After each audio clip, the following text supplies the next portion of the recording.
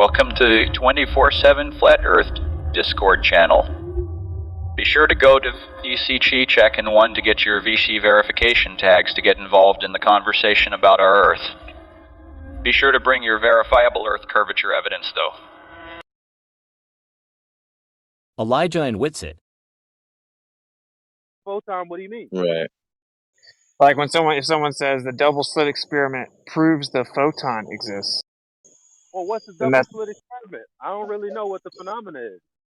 I don't know. I heard it's not an experiment, but that's beside the point. It's not beside the point. They I agree. basically shot a photon through a slit, and they would see that the backside, that on the back of the slit, the wall that the photons hit would go in a uniform straight line. But if they put two slits, Bottom line is, if someone is to make a claim about something, I would expect them to stand on it. I don't care who it is. Do you agree that not all claims have to be verified by the scientific method? Because we couldn't even claim that the Earth was flat if that was the case, because measurement isn't science. sure. So, Absolutely. I teach that here all the time, don't I, boys? okay, well that's good.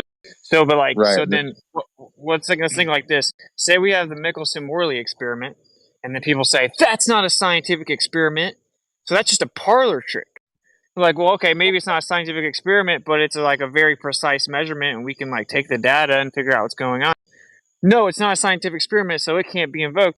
But then if they turn around and said, oh, well, the double slit experiment proves the photon. Well, it's not an experiment. It's not a scientific experiment, but that's beside the point. That would be like kind of double speak, yeah? I feel you on that. I'm not gonna deny that. Like, I truly believe that the empiricism behind asking a question in relation to the natural world is one specific epistemology. Now, there are other forms and other ways to knowledge as well. But it doesn't matter which epistemology you choose, so long as it actually has a method that doesn't require any fallacious reasoning. Would you agree with that? Yeah, sure. But this, it gets tricky because technically, assumption immediately leads into a reification fallacy based on how you interpret the conclusion. But at the same time, almost in the real world, almost every hypothesis ever requires some type of initial assumption. Well, that's because a presupposition and a supposition is two different things. A presupposition is something that's loaded. A supposition is something that can be tested. But I feel what you're saying, brother. Like, because I'm one of the people that are in the middle that actually want to see conversation happen. And I hate when people don't understand that. I hate when people don't you think that I'm one of the few people that actually try to facilitate the conversation, because there are a lot of people that are left in the middle that don't get a chance to really understand where people are coming from. Well, yeah, obviously the solution would be have it laid out in the open with both parties like saying their true position, and then having like a battle of ideas. And it's like kind of an idea as old as time itself, you know. Yeah. But some people don't, you know. But what I am going to say though, think about this, right? So I think in the scenario, let's just use the example about Michelson-Morley and double slit. I think we can all agree that neither one of them are scientific experiments, because like when it comes to certain conclusions that you're drawing, right? Like, because what's causing the friendship? Well, we don't know. We can't independently manipulate whatever it is that's doing that. Or same thing with a double slit. But in my opinion, in both scenarios, it's always going to be more beneficial in the pursuit of knowledge to look at both tests, see what happens, take the knowledge, and then be like, okay, wonder how we can explain this. It's never going to be more beneficial in how we learn things to just ignore the data, right? Like, even if whether or not it's scientific experiment or not, like just ignoring the data is never going to help us learn anything, right? It doesn't make sense to ignore something that's like happening in nature realistically. At the same Yeah. time, because we are human and we have this power or this ability over animals and other sentient beings, we also have a duty and a responsibility because we've given logic. We've been given logic. So, on one hand, yes, for sure, no doubt. Um, we shouldn't ignore any phenomena, but we also need to accept when we've gone as far as we could possibly go. Now, at the same time, if you can, take something you see and build upon that and actually come up with some kind of technology or maybe even some kind of let's say let's say psychological conversation that helps people in a way that other than that the physical method can get you, Who is doing that? by all means, let's go with that. But I'm always open for the conversation. Like it has to be Baby had, and it mama has to color. be out ad infinitum.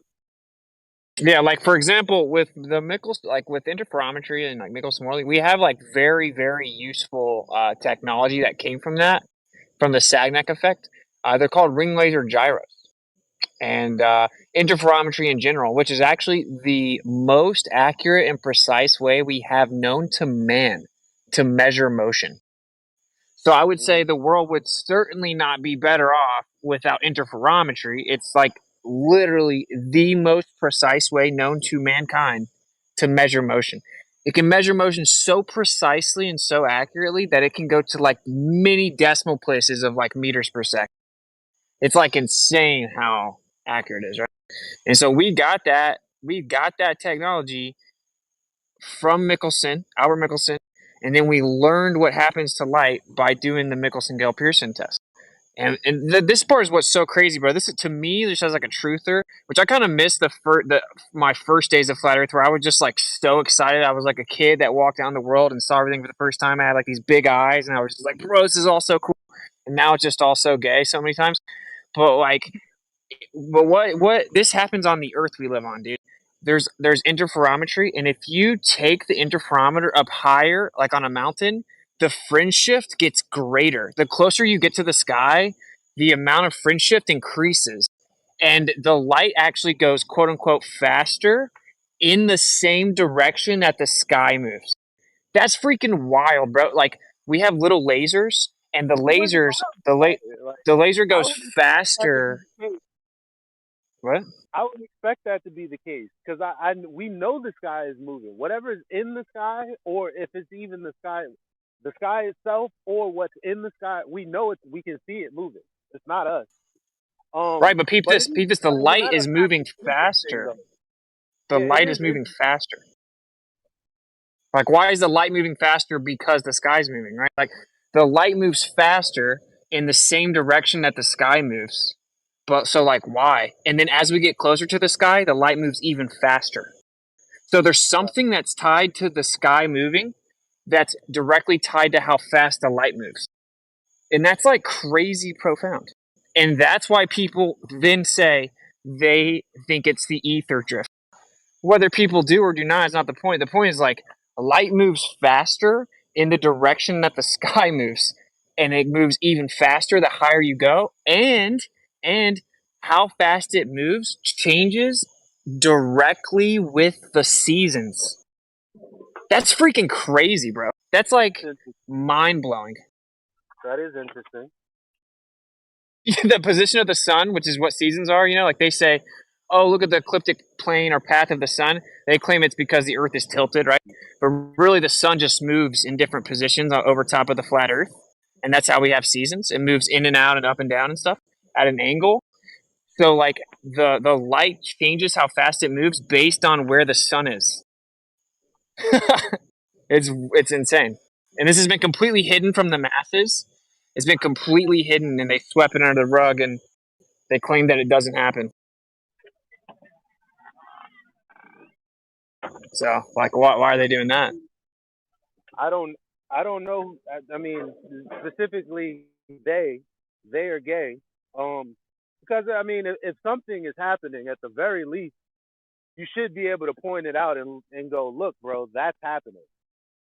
Now, Right. Yeah. whether Right. or not you could be serving a cause is like it is what it is. But Yeah, I to agree. not talk about it at all is gay. I agree with that.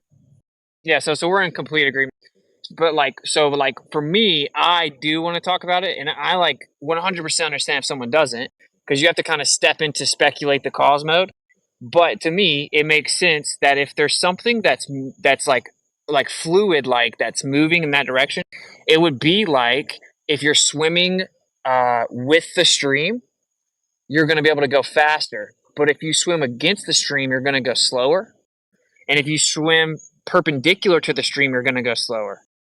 So it makes sense if there's something that's like drifting with the sky that the light would go faster that way. I mean, there has to be some way that that motion is affecting the light, right?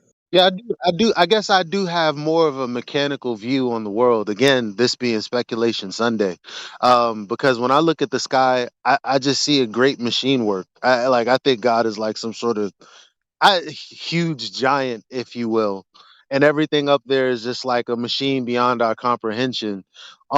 Maybe we don't think too differently, maybe we do, but it's more physical for me. I can't lie. But do you agree that the light is physical? I mean, you could definitely get burnt by light. Yeah, So, right. Yeah, it's like definitely physical. Right? Like if we define physical as an interaction within the physical world, then light's definitely physical, right? Like so is magnetism, electricity, or whatever. It's not material, but it's physical. So it's like that's a real physical phenomena, dude, that naturally occurs. Technically speaking, you could measure how fast light pops up from the horizon going west. So I guess it would be difficult actually because that it goes the well, opposite way. you need to agree on there would have to be an agreement as far as the reference is concerned, because you don't really know how fast that light is because you don't know the distance or the nature of it.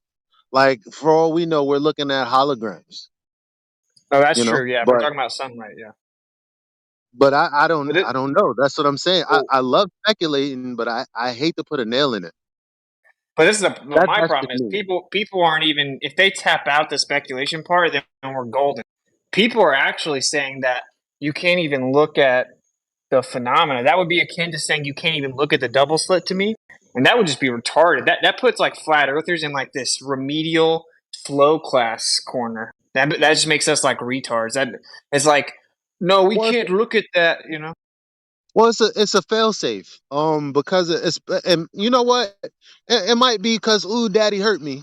It might be a little bit of that, but at the same time, this failsafe was put into place during biblical times. There's a reason that Timothy 6:20, I think it is, talks about bewaring of pseudoscientists, because you have people that will use the laws of logic that God put in place and try to get one over on us through speculation or any other means that isn't, empirical. So empiricism, that word itself, things that are empirical, that is a thing. And then we have things that we can speculate where we may or may not be right about, which is also true. But it becomes dangerous when people use that ambiguity, like uh field, that ambiguity stage, where they try to put in, their own doctrine, and they lead people in that way, and they lead people off of a cliff because it's not really based in truth, but people take it as truth, people take it as gospel. I think that's very scary. Yeah. Well, personally though, if we're gonna talk about like the creator, I think the creator would laugh at man thinking that they actually can empirically know something for a fact. Like if you told God that you knew what water is, he would laugh in your face. He'd be like, "Oh, Well, you think you at know the what same water is?" time, God asked God asked Adam, where are you? Now, in that sense, he would laugh because he knows that Adam knows empirically for a fact that he did something wrong. So men know what facts are and what fiction is. So I don't really know Well, if I well, understand where you're coming from. well, we're gonna disagree. So, like, God knows what a 100% fact is, and man tries to figure it out. The fact that man may not fully know isn't the same as there being no objective fact. There is for sure an objective fact. For example, like the stuff in the sky moves. There's objectively something causing it to move, right? But we can come up with a million different things as to why or how or or even what we think the movement is, because we just see it from here. We think it moves a certain way, but there is an objective truth as to how that stuff moves. But we That's doesn't true. mean that we're gonna know it, right? Like they're two different things. That's true. Yeah, like I That's a don't think fact. we know what water is, bro. Like I read a paper a while back from Harvard, and it says shocking discovery, which is just their way of saying we were wrong. And there's 23 different types of water, and we don't understand most of them. I just saw a video today where a scuba diver is going down the ocean, and as he goes down the ocean, there's another like puddle of water down in the water. Yeah. Yeah, How does I've that work? thought How that is there before. That's water crazy. inside of water? Yeah. But to push back and maybe not to push back directly because maybe we're talking cross purposes, but um uh to know something that is a fact, like the epistemology of the scientific method, is really just built on whether or not you ask a certain question and know whether it's either this or that. And I think that's pretty solid. You can know that either this is true or this is false based on the premise that you set up in the initial assumption. Well, that's the key. Based on the premise you set up, it's always Yeah, that's based why it's on. limited, but it's a good method for what it can be used for. The only thing that I'm against is people using the same words, making people believe that they know things when they really don't because they're not using the epistemology. I understand the limitations of the scientific method, but the scientific method is valid for what it's valid for. I mean, for God's sakes, this is where technology came from. Well, yeah, it's Now, not appreciate only. what the It's not. gentleman just said so far, right? Appreciate what the gentleman just said so far, both of them. And people have the audacity to still maintain this bigoted, anti philosophy, anti intellectualism, anti attitude, even though cosmology is categorically metaphysical and therefore Right. philosophical. Right. Yeah, yeah. I mean, honestly, even like trying to do something empirically actually requires the prerequisite of philosophy. Right. So, so like, I not only is it a good method, it can be argued that it's practically the best method. Like, I don't know that I would say that. I think that solid logic is actually the best method, but to each their own. But the scientific method is incredibly valuable, and it's a very, very, very useful method. But it always goes based off the premise we begin with, meaning no, we cannot avoid that it is plagued by our current understanding or the limit of our current understanding.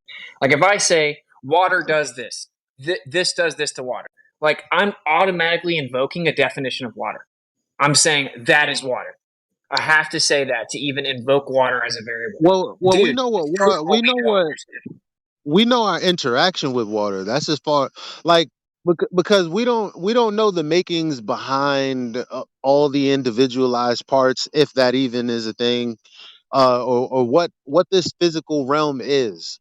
But to the best of our ability and what we have in reality, like I'm standing on these rocks, we've already come up with definitions as to what that means and all the other things that mean what they mean tied to our reality. When I say I know this does that, I know this does that without knowing the origins of how that thing came about. I just know that this does that. So when I'm looking at a phenomena, my only thing in the scientific method is this does that or this doesn't do that. That's it. Yeah, There's yeah, but nothing really this flawed in that sense. think about this. And I really want This this to may catch be on with just this sentence, and then Austin, I want this to catch on. That's why I don't call it the scientific method. That term semantically is not precise enough. precise enough. It's more precise to call it the causation inquiry method because that's exactly what you're trying to inquire of. What caused this effect? I like Yeah, that. but this is the thing, right? This is the thing, right? Like, this is the middle ground here. So, because for when you say this caused that, well, like this could have many constituent parts you're currently unaware of, and actually it could just be one of the minor constituent parts that truly cause it. The rest of it may not have anything to do with the cause. But right now, you don't even know that it exists, so you just assume that the whole thing causes something. But in fact, 99% of it might not cause anything. And this actually seems to be the case, by the Okay. way, the more we learn about physics. So, I guess this is the gray area. The reason that some of the brightest minds and the brightest philosophers throughout all of history have acknowledged the existence of objective truth, but have simultaneously acknowledged our limited ability to fully acquire that objective truth assuredly, is because there's always potential there's something that you're misunderstanding or assuming improperly, Mm. right? So the problem is that this philosophy, which I consider actually correct, this has been taken to and then bastardized. So now people act like if you can get within 99.5 thousand nines, as far as we can possibly know, that you've proven a cause and effect, for example, it's equally as valid to say something that's like has no foundation at all and is completely speculation and you don't understand anything about the fundamental cause, right? It's equally valid because you can't prove anything definitively, so you can throw it all in the same basket. And that's Well, Let's why emphasize. we fight Go ahead. against Go it. ahead. That's why flat earthers fight against it, because it's like we're tired of hearing people say that all this pseudoscience is actually science when they have no real evidence for it at all. That's Yeah. the disconnect. Let me emphasize what Austin just said because this is the crux. This is the crux. How do we know what we know? Right? How do we know? Now, when people do the examination process with any philosophical school of thought, ancient or contemporary, they then come up to the point where they know full and well and will explicitly admit out loud in public at best that they don't know, that they don't understand, and that they have reached the limit of what they are aware of and what they know, or what they're able to even grasp intellectually. well, that's And that's so true. That's there's a true in point, some. Go ahead. My bad. I didn't mean to cut you off. yeah. So there's a point where we realize our intellect is insufficient. Now, after we reach that realization, people take different turns.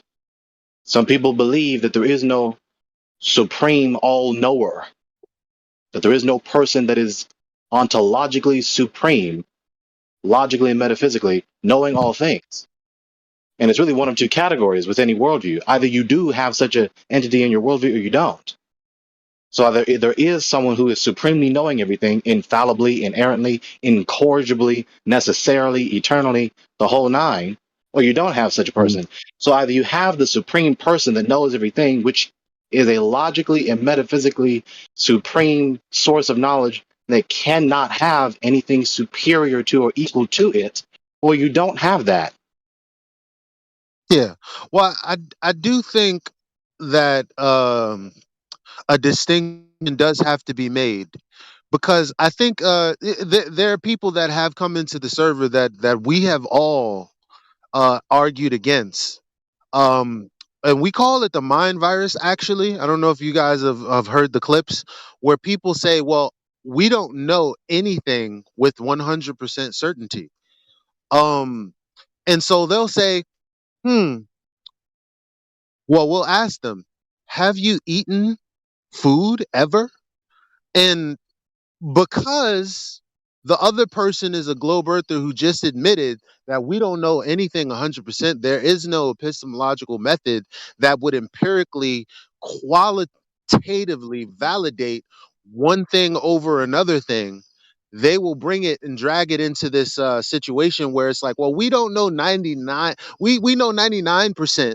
We don't know 100% that we've ever eaten anything, if we actually exist, actually this or that.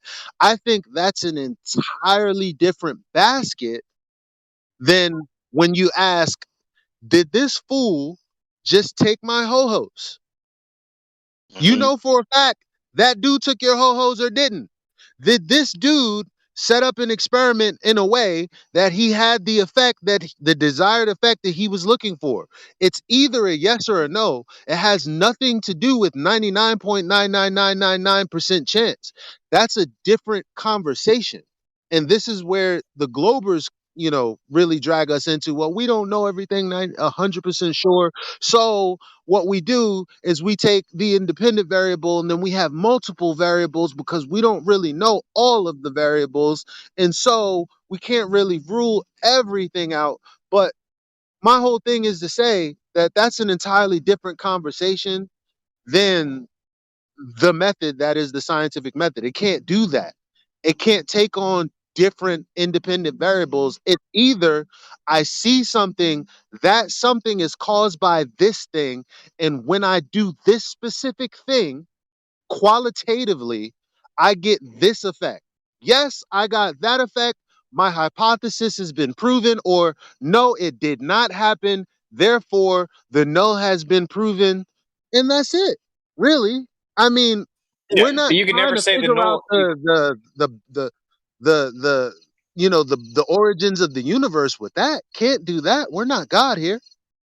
Yeah, but good luck really like taking that approach. Good luck ever trying to actually establish a null because you I can mean, say that's it's where all the qualitative. technology came from. You can say it's qualitative, but in fact, how do you know when to put the quantitative stop on it to know that it's now been the null's been proven? No, the Because in that, quantity. My bad. Go well, ahead, brother. Sorry. we can say that it's different because of course qualitative and quantitative is different, but in real life application, you're gonna have to know the quantitative answer. Like if that's why Jaren's not completely wrong about the vitamin C thing. It's like, okay, scurvy, let's give them vitamin C. So then they give them vitamin C, but it's like, okay, we've given a lot of vitamin C that didn't get better, so we've proven the null, which is that vitamin C doesn't cure scurvy, basically, right? But in reality, you may have needed to give more. So you're saying, okay, well, that's quantitative. Okay. But that means that until we give them enough, then we will think we proved the null, or we cannot say that we proved the null ever until we give them enough and it eventually works. And so that's But like the gray area of real life application. You can't fully separate qualitative and quantitative when it comes to cause and effect relationships. you Well, that prove the that would be null in the that that would be quantity. the error of a man not fully fleshing out his designs or his hypothesis. But here's the thing: you get a quantity after you've done the test and you have the result. If you don't get the result, well, sucks to be you. But So then you think it's a null, right? Is it a null at once that you point? validate, you could. I mean, it'd be ridiculous for me to say that. I mean, because you might not have the right amount of something and you might not elicit the right response to validate your hypothesis. And so you could get an incorrect no. Yeah, I'm sure that happens Thank all you. the time. But, There you go. but, but here's the thing: once you do validate the cause of an effect, it never changes. That's it. Now, here's the No, thing: the quantity comes in the conclusion stage because now you can tell people how much in the conclusion, but it doesn't belong in the hypothesis because you're supposed to be varying how much anyway. well, no, Okay, you're but not. this is the point, though. That's the point. So then you would think you proved the null, but you were wrong. No, you prove the null for that amount of vitamin C. Oh, If now it it's doesn't quantitative have that again. effect, yeah, Now, that's what I was saying. It does prove the null for that quantity. But so if you now it have is more quantity, quantitative. No, well, it's that just that would be it's a part it, of we it, that it, would be a part of the experiment because you're giving him a X much quantity of vitamin C. That's part of the thing you're giving him. but it's So not a then you part of never actually it's proved not the a part of null. the hypothesis though because the hypothesis is open. That's the whole point. You're supposed to vary the independent variable. You can't just go, okay, let me get 22 cc's of this because that's not a hypothesis. Like, I mean, No, because that's not the that's not point, bro. the Yeah, hypothesis. you're The right, point The, is that if Elijah. you You're right. vary the IV and you keep on going and keep on going, eventually you could think, I may kill this person, so I'm giving them a lot of vitamin C. So, from what I can establish, it doesn't cure scurvy. So now I've proven the null. But then, as soon as that point gets brought up, which is actually it is a philosophical point, right? well, Immediately isn't we that backwards though? immediately flip over to quantitative again. So that's why Jaron did make a good point. Jaron made a good No, point because you can't say for definitively you prove the null because you may have not actually or manipulated the variable properly. well, I just realized that it's kind of backwards in the sense of the vitamin C, the vitamin C. However, if you're from the UK, I did that for your pleasure. Um, Here's the thing: when it comes to the vitamin C, it was actually people developing scurvy because of a lack of something. So the hypothesis is the lack of vitamin C causes scurvy. Why? Because when they realized what they were lacking on these long voyages overseas, they realized that was the cause. It was because of the lack of something. Now they didn't know what quantity it was or whatever it was. They just knew something is missing. And then they figured it out. It didn't happen backwards where they were like, okay, let's see how much vitamin C this person needs, and then they won't have scurvy. No, they figured out scurvy was a condition from having a lack thereof. So it's sort of backwards in a sense. Not Well, okay, necessarily so now like, go ahead, go ahead. uh-huh. Go ahead. Well, this is the next step. So then let's say, okay, we've given them enough vitamin C and their scurvy went away. Oh, we've proven scientifically that vitamin C, it's the shortage of vitamin C that causes scurvy. Well, what if it's actually that they're on a boat and that they don't have real equilibrium for so long that then their vestibular system causes them to actually begin to suffer from indigo or suffer like actual internal issues because of the lack of equilibrium, and then their immune system begins to shut down. But then whenever you introduce vitamin C, it helps to actually like balance out your vestibular system. So then actually the cause would be the vestibular system, right? But we wouldn't know that because we introduced vitamin C and it fixed it. But that's not the actual cause because actually it would be the vestibular system. Well, then you can have So more here's than the one cause. difference. No, there's only one actual cause. So that, dude, it's objective that you can only claim to have proven something based on our current understanding of the variables. So here's the crux. Here's the crux, given what was said so far. What is being acknowledged, and speak English right, what is being acknowledged is a categorical difference between contributing factors and the determining factor. Correct. Okay, Well, Gregor. what if the equilibrium was the determining factor and the vitamin C was a contributing factor, right? And then what if our understanding of vitamin C is wrong? What if vitamin C is comprised of constituent parts and it's actually not the vitamin C? And there's a scenario where you could control the amount of vitamin C, but change another variable that vitamin C is directly tied to, and then cure scurvy. Well, I'm going to go ahead and assume that without being on a boat, they further tested this. That's Yeah, why yeah. further testing is done. I'm gonna go out on the limb. I could be wrong. Date it. Elijah Freeman said, "Hey, maybe they went on to test people off of a boat and deprive them of vitamin C and get the same results. Then what?" No, yeah, but there's no doubt about that. But that's why in the conversation with Jaron and Oakley, frankly, was intellectually dishonest because Jaron said, "Let's just establish the like validity of your logic. Let's go back before it was discovered, and let's talk about their process." Because he's presenting it as if once you lay out the hypothesis, you can definitively know your conclusion right then. And he's like, "Wait, what about this?" And he points this out, and then Oakley's response was, "They've already done it." But the whole Well, entire thought experiment was about before they did it, because our entire conversation here is what is permissible as if to be scientific endeavor that we can now be confident that we've proven something. And I just gave another scenario. Where what if we can actually control the variable of vitamin C, meaning keep it the same, but then we can actually manipulate the electric charge of a person's body. And although the vitamin C doesn't vary, they're able to now be cured of scurvy. Now we've well, proven that there's another cause. well, nothing So is here's the general stopping. crux. With that Nothing being is. said, Hold on. Nothing is stopping anyone from introducing a new hypothesis to be tested.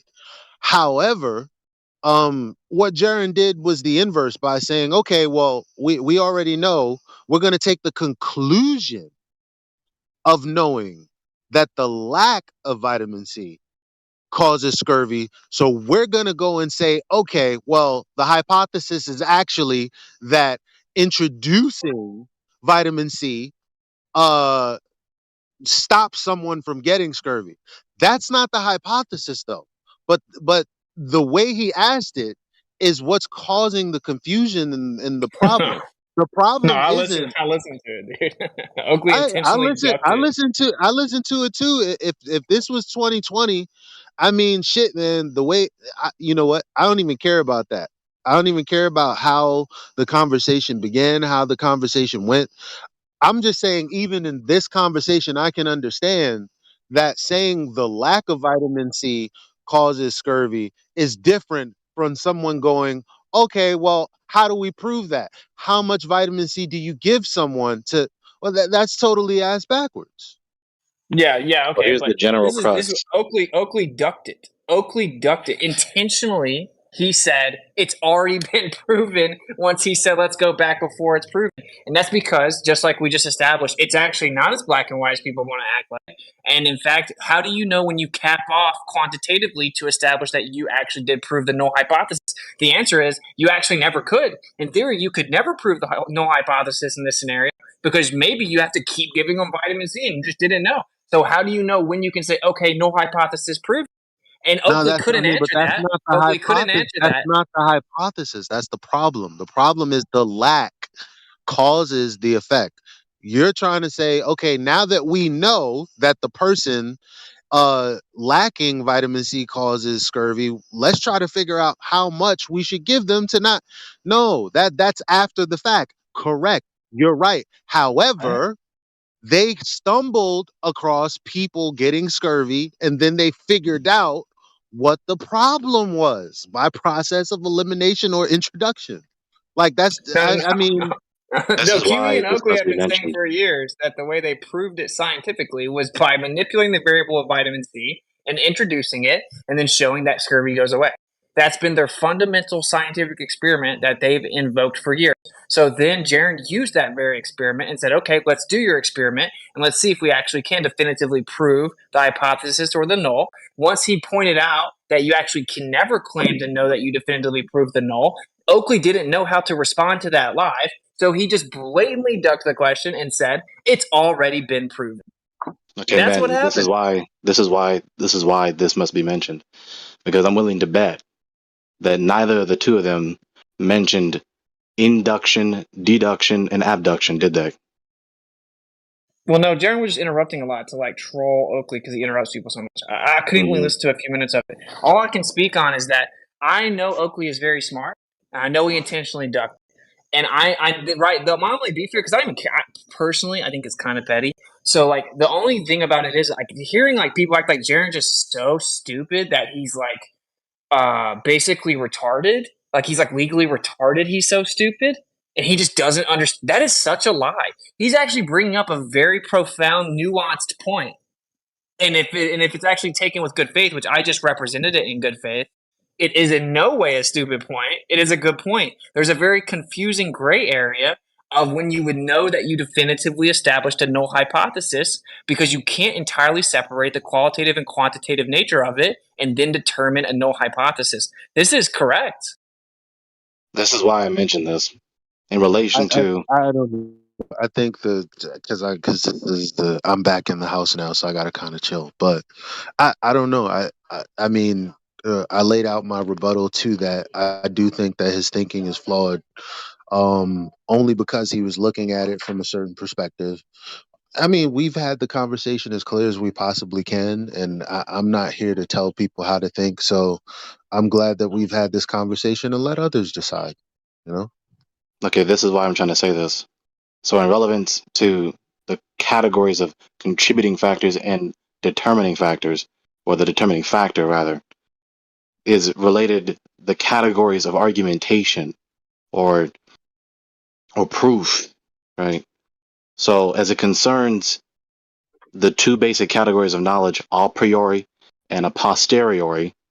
I can already hear people whining about the big words. Please bear with me. This is a profound subject. A priori before empirical sensation, a posteriori because after empirical sensation. Okay?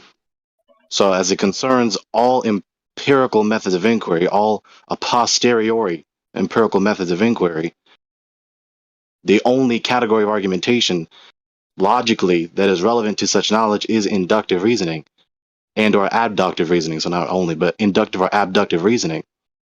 And so people are giving a greater or lesser quantity of premises, preferably true premises, to support their conclusion that this particular entity, whatever it may be, or this number of entities is the contributing factors or the determining factor for the effect to a lapse in history. Yeah, Now, and I want to point. people Sorry, often don't, just this last sentence, people often do not specify the difference. Specificity is key. And people don't like me for pressing them for specificity because it's inconvenient. Perhaps the problem in the position is so fundamental logically in the notions that construct their whole position. It's inconvenient to get that deep into one's own position and scrutinize it, especially when it's unfamiliar. People don't want to be challenged.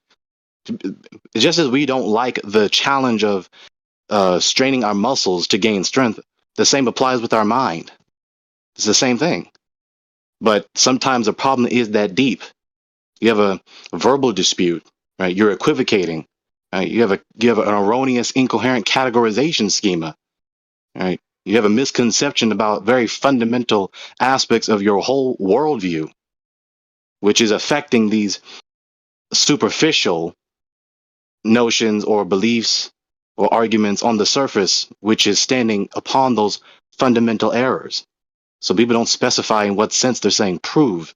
You can give an inductive argument, you can give a deductive argument, you can give an abductive argument, you can give a transcendental argument, but people don't even take the time to even concern themselves and pay attention to these things because it's inconvenient and difficult to grasp. People just say, well, it is irrelevant and I can just hand wave it away rather than just acknowledging, I don't understand this yet. Let me study this and be patient with myself and the person trying to teach me.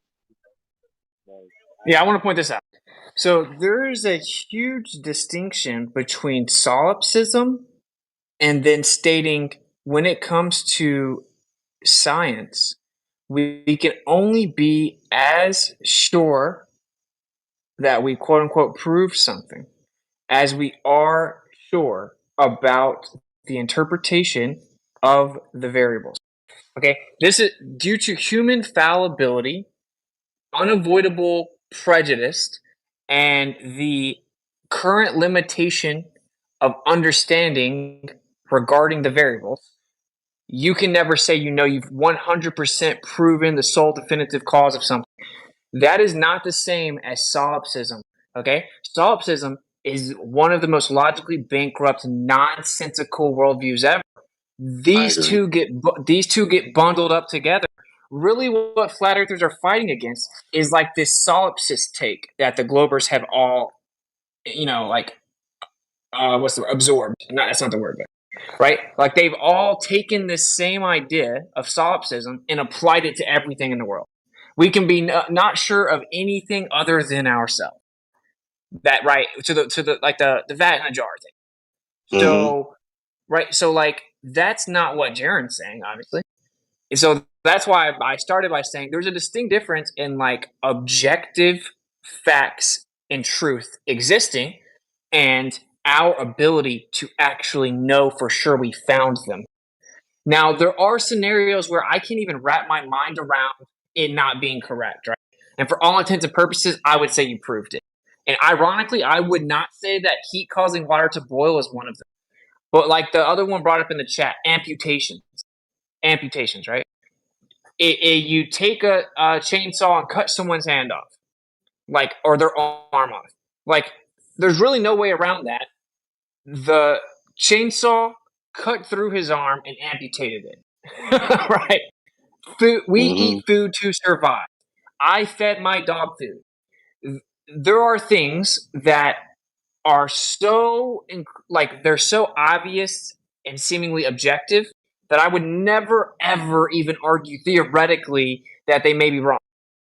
Okay, I wouldn't. I could, but I wouldn't, because that's when you're going to start to tiptoe over into solipsism, and I'm not just going to apply my ability to debate just because, right? Okay, but that's my point. Is what Jaron would say about that is, well, if you're calling that science, then okay, fair enough. I don't think we need science for something that we can just look at and know.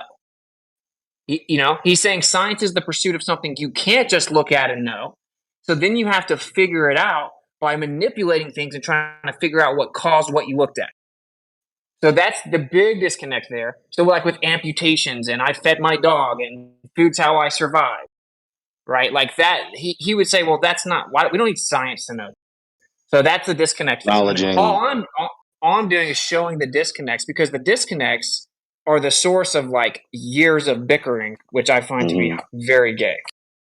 So he's acknowledging that there is a degree of comprehensiveness of which we know any particular event, which is true. I would agree with that.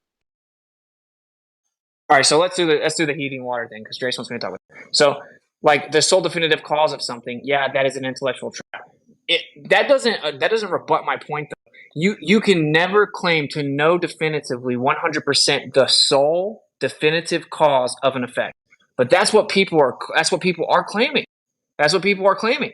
Okay, so I've said it that way. I've introduced that specificity for a reason. I don't disagree that it's a trap though. It is definitely a trap where no one should disagree with it.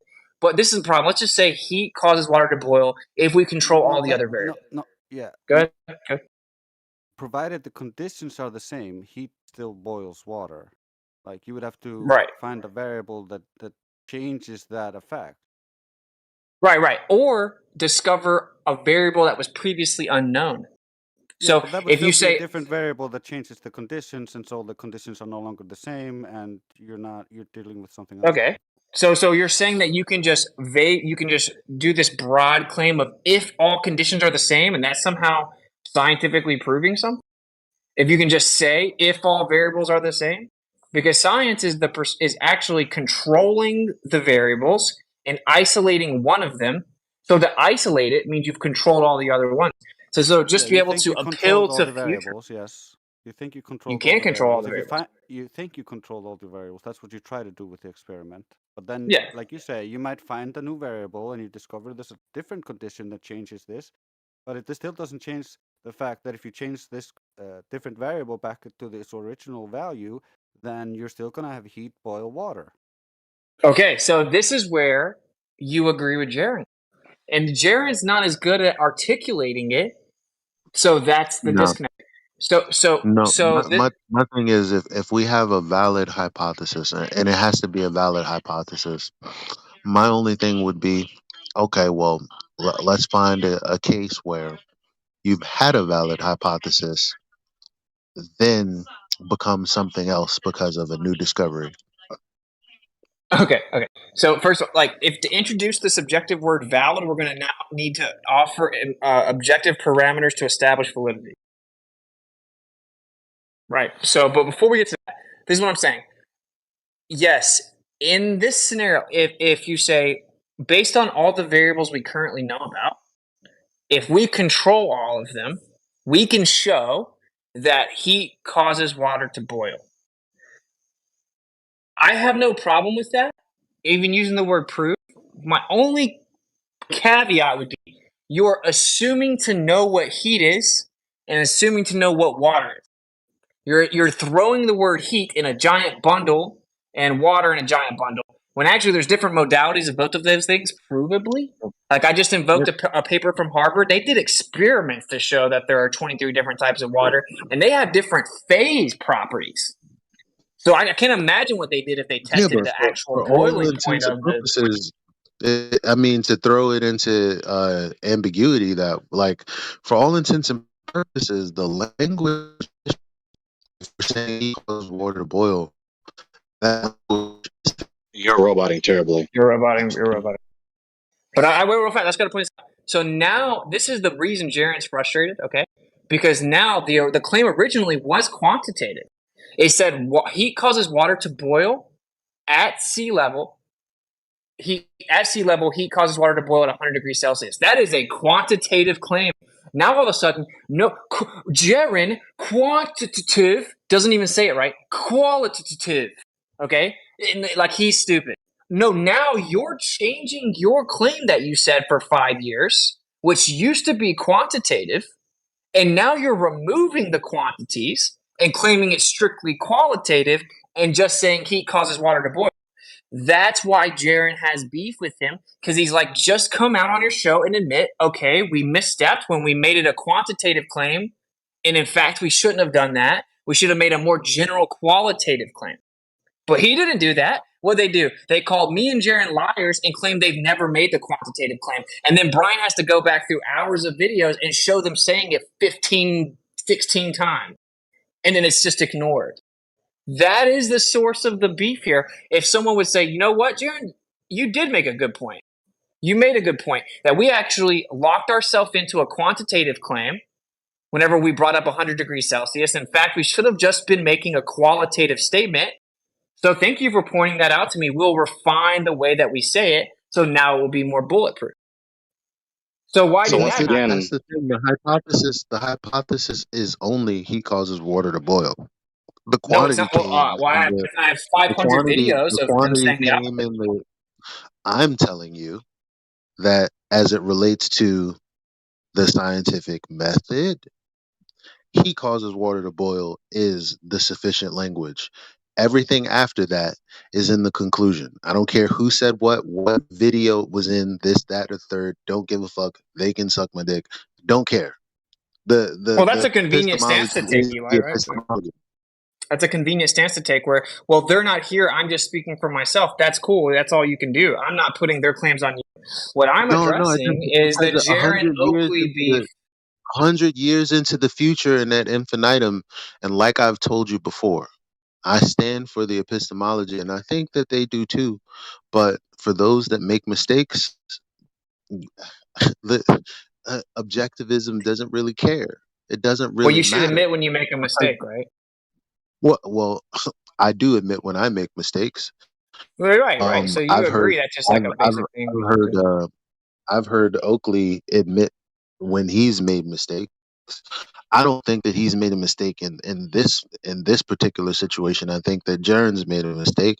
I also think that the reason that all of this has happened, I mean, yeah, I guess they've had conversations before I ever got into this, but some of the videos that were laid out as traps for ballers, I guess Jaren may have fallen into. But had he understood the method, he would have sidestepped all of that. I don't think he appreciates it. I don't think that there are a lot of people who appreciate. I mean, you've said yourself you don't appreciate it. What does the What scientific the? Dude, really we're do? not. It's What? super rigid, right? Well, we're now So it's claiming like, that when they misspoke, it was actually intentional and it was just a trap for a ball. No, it was QE screaming at the well, I top of mean, his this is lungs. on video. It was It's on QE video. screaming I at the. mean, It was it's QE happened screaming a at the number top. of times. Dude, come on, Eli. You just talked forever, dude. It was QE screaming at the top of his lungs about how much cowbell he had with a typed up presentation about the scientific hypothesis that had been proven, and it was quantitative. I'm just saying. I'm just saying that there's thousands, not thousands, hundreds of hours of video. I don't know how much hours of video, and talking about the scientific method and the construction of a valid hypothesis to go along with that. I mean, and that doesn't make him fallible. I am going to take the convenient approach, Subi, to say maybe he did, maybe he didn't. But No, he provably did, I'm bro. I'm gonna go ahead and take the method over the man. Well, but You know that's what I not the mean? point, dude. That's not the point. We're talking about the beef within flat Earth right now, right? And yeah, I understand that we had a very productive intellectual conversation about it. We found out actually it's a little bit more nuanced than some people paint it, but that was a very productive, respectful conversation. But what I've now switched over to real fast is what people are doing is they're very mad that Jaron said the word scammer. Okay, why did he say that? He said that because whenever you claim you're never wrong about anything and the claim you've been making for 5 years has been infallible and undefeated, and then he calmly and respectfully behind the scenes points something out to you, you see that you were wrong. And then you just pretend it never happened and then go publicly and start like berating him and then claim you never made the quantitative claim. And then Brian has to go and literally show like dozens of examples of you doing that very thing. And then we all just pretend it never happened. I mean, Well, that is he very did give Brian dishonest. kudos. He did give Brian kudos, and he said, "Yeah, you're right. I thought I was right in this regard, whatever context that is. For those who want to know exactly what it is, you're gonna have to actually follow the trail of breadcrumbs." He said he actually got a video in which I said something that was incorrect, and I'm like, you know what? I think it was a reification fallacy. He's like, okay, Brian, you're right. Kudos to that. I appreciate that. I was wrong there. Um, so that But shows that we he has agree the on the capacity. quantitative thing. That shows that he has the capacity to apologize. But what Sure, I that's think fair. is wrong is that Jaron calls him a scammer for saying that the scientific method proves things. Damn well it does, if you use the correct method. Okay, it proves we just discussed that it proves things dependent upon the assumption that your current understanding of the variables is complete, and it requires you say, based on all the variables I Hmm. currently know about. Hmm. That's why, because immediately we got our retraction. Well, if Yeah, we I discover a agree. new And variable then in the future, then well, that just means that it's a different hypothesis, and we can throw that one out because we discussed. So, well, no, can we no, throw it no, out or no. not throw it We didn't agree on that, and that's an appeal to the future fallacy.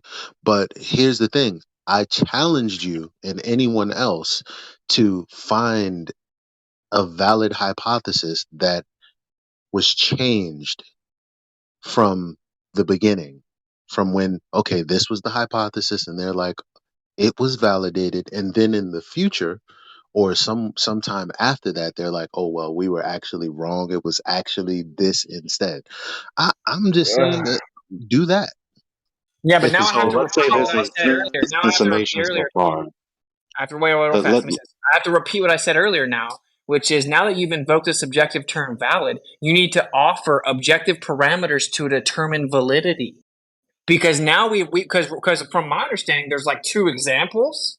So to say, go find one that changed, well, you can only come up with two.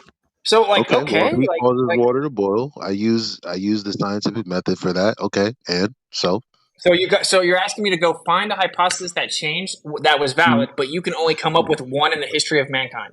Well, your criticism is against that.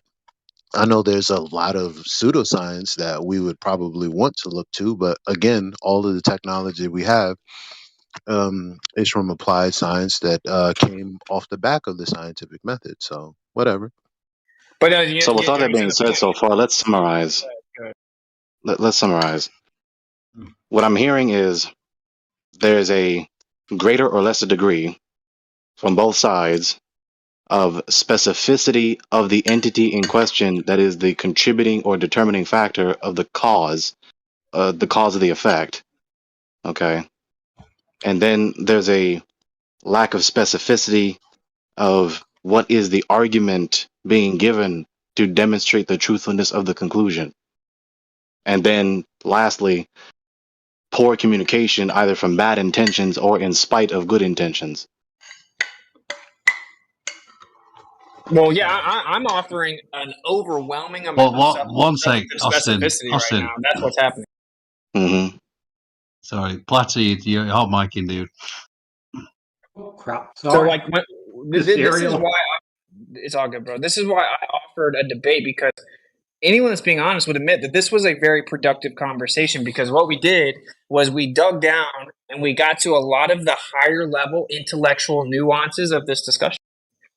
Due to the overwhelming amount of substantive specificity that I offer, and frankly, this is why the debate never happened.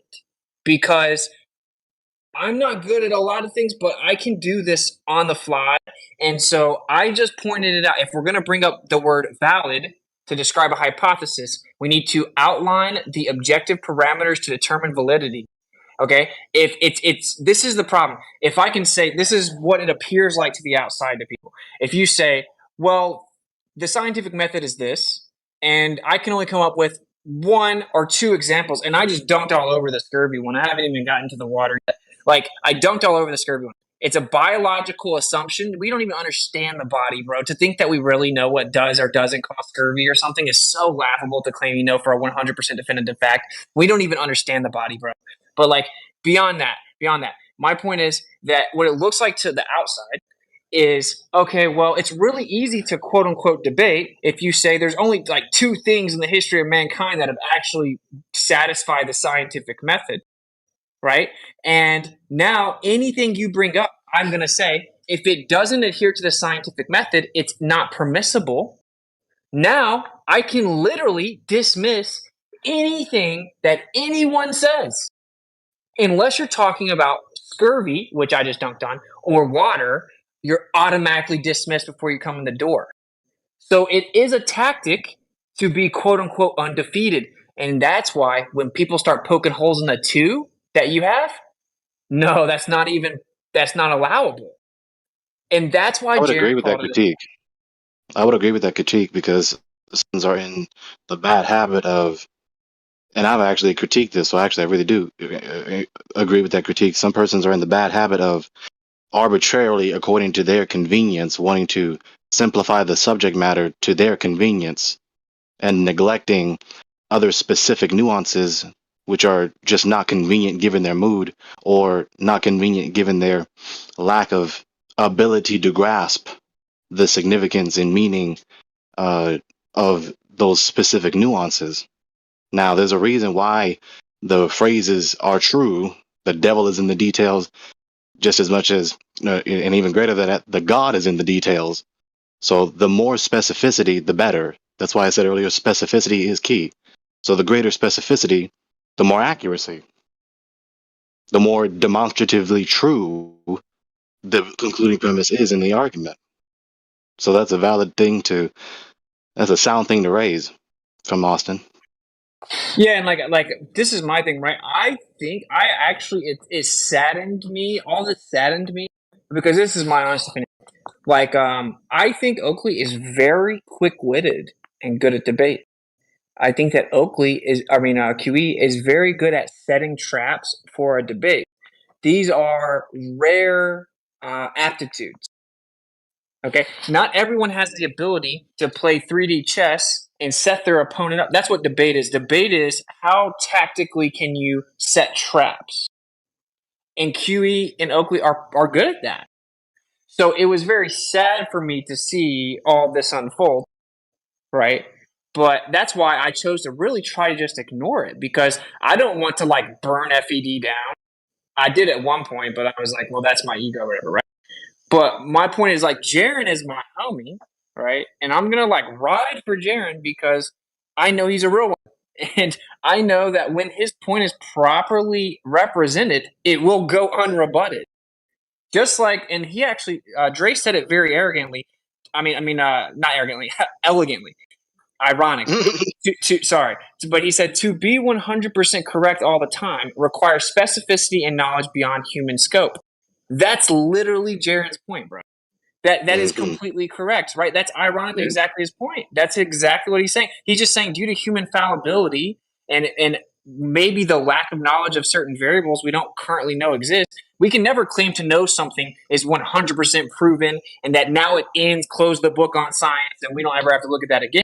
Because maybe we made a mistake. Maybe we don't really know those variables as well as we think. Yeah. Maybe there are variables we don't know. Like this should be something we all just immediately agree on and then walk past and then start to dunk on solipsism together. Because our real enemy is solipsism, right? Very patently clear truism, really. It's really a truism. I mean, I just said it earlier, Yeah. Yeah, like it's like I don't know. So that's why it's frustrating. But whatever. I've given my take. I think with the water thing, okay, like I said, water is like freaking mind blowing, bro. Like there is water that has been found inside of water.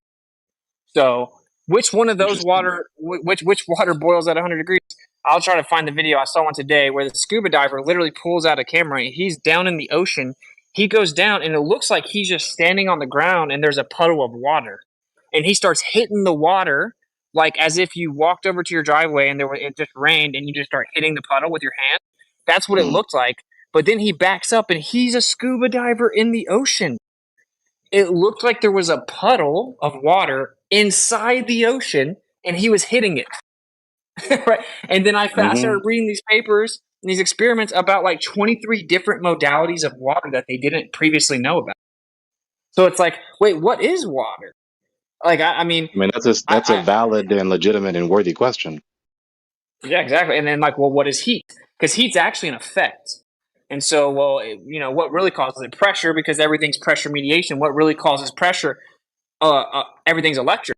So what's the physical mechanism that actually exchanges pressure mediation, electrostatics, or something electric? There has to be some physical mechanism for that exchange, including buoyancy, right? Because physical mechanisms are the antecedent to physical causes or effects, right? Physical mechanisms are the antecedent to physical effects. So like, what's the mechanism of the exchange of what we call heat, which is just an effect, right? And really, it's all intrinsically related to pressure. And we can show that there's a directly proportional relationship between heat and the amount of electric conductivity, which is why we can heat a magnet up and then make it a magnet. We heat a rock up and make it a magnet with magnet. So really, what is causing the water to boil? But now, if I have no problem with like stepping back and like, well, on a very vague level, we can say heat causes water to boil, because that's true in the sense that, yeah, if we don't like need to know exactly what heat is or exactly what water is, right? Then that's fine, as long as we pull out the quantitative part of like as soon as we pull out the quantitative part of it, and then we just admit, well, there could be variables we don't currently know about based on our current understanding of heat and water, and the variables we do know about, like pressure, right? Heat causes water to boil when we control the variable of pressure. So it's like, okay, cool. Argument. Yeah, I like all the specificity. For instance, like I would love it if you would have people test different types of flames and all these different types of water, and you'd map out a more detailed explanation of how this works. But it doesn't change that there's a type of water with a type of heat that still makes it boil. We learned. Yeah, absolutely. But yeah, absolutely. I don't think Jaron would disagree though, right? Like, I don't think Jaron would disagree. That's kind of his whole point. It's like, well, what kind of vessel is it in? What kind of water is it in? What's the pressure? Blah blah blah. And there probably is other variables, to be honest, because everything's electric. But based on our current understanding, like, it's cool, it's whatever, right? But then this is where the beef started really like dragging me in. Then people started attacking my claim about electrostatic, and I was like, wait. If we manipulate an independent variable of electrostatics, we can show that it causes the effect of acceleration either up or down, and that it changes the rate that things move, it changes what direction they go, it changes what people call weight and how it's read on a scale.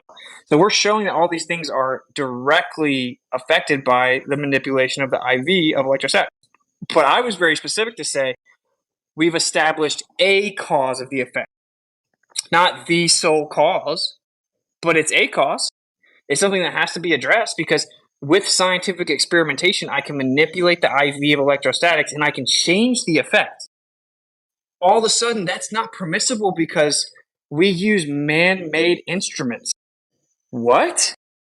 How do we manipulate a variable without man-made input?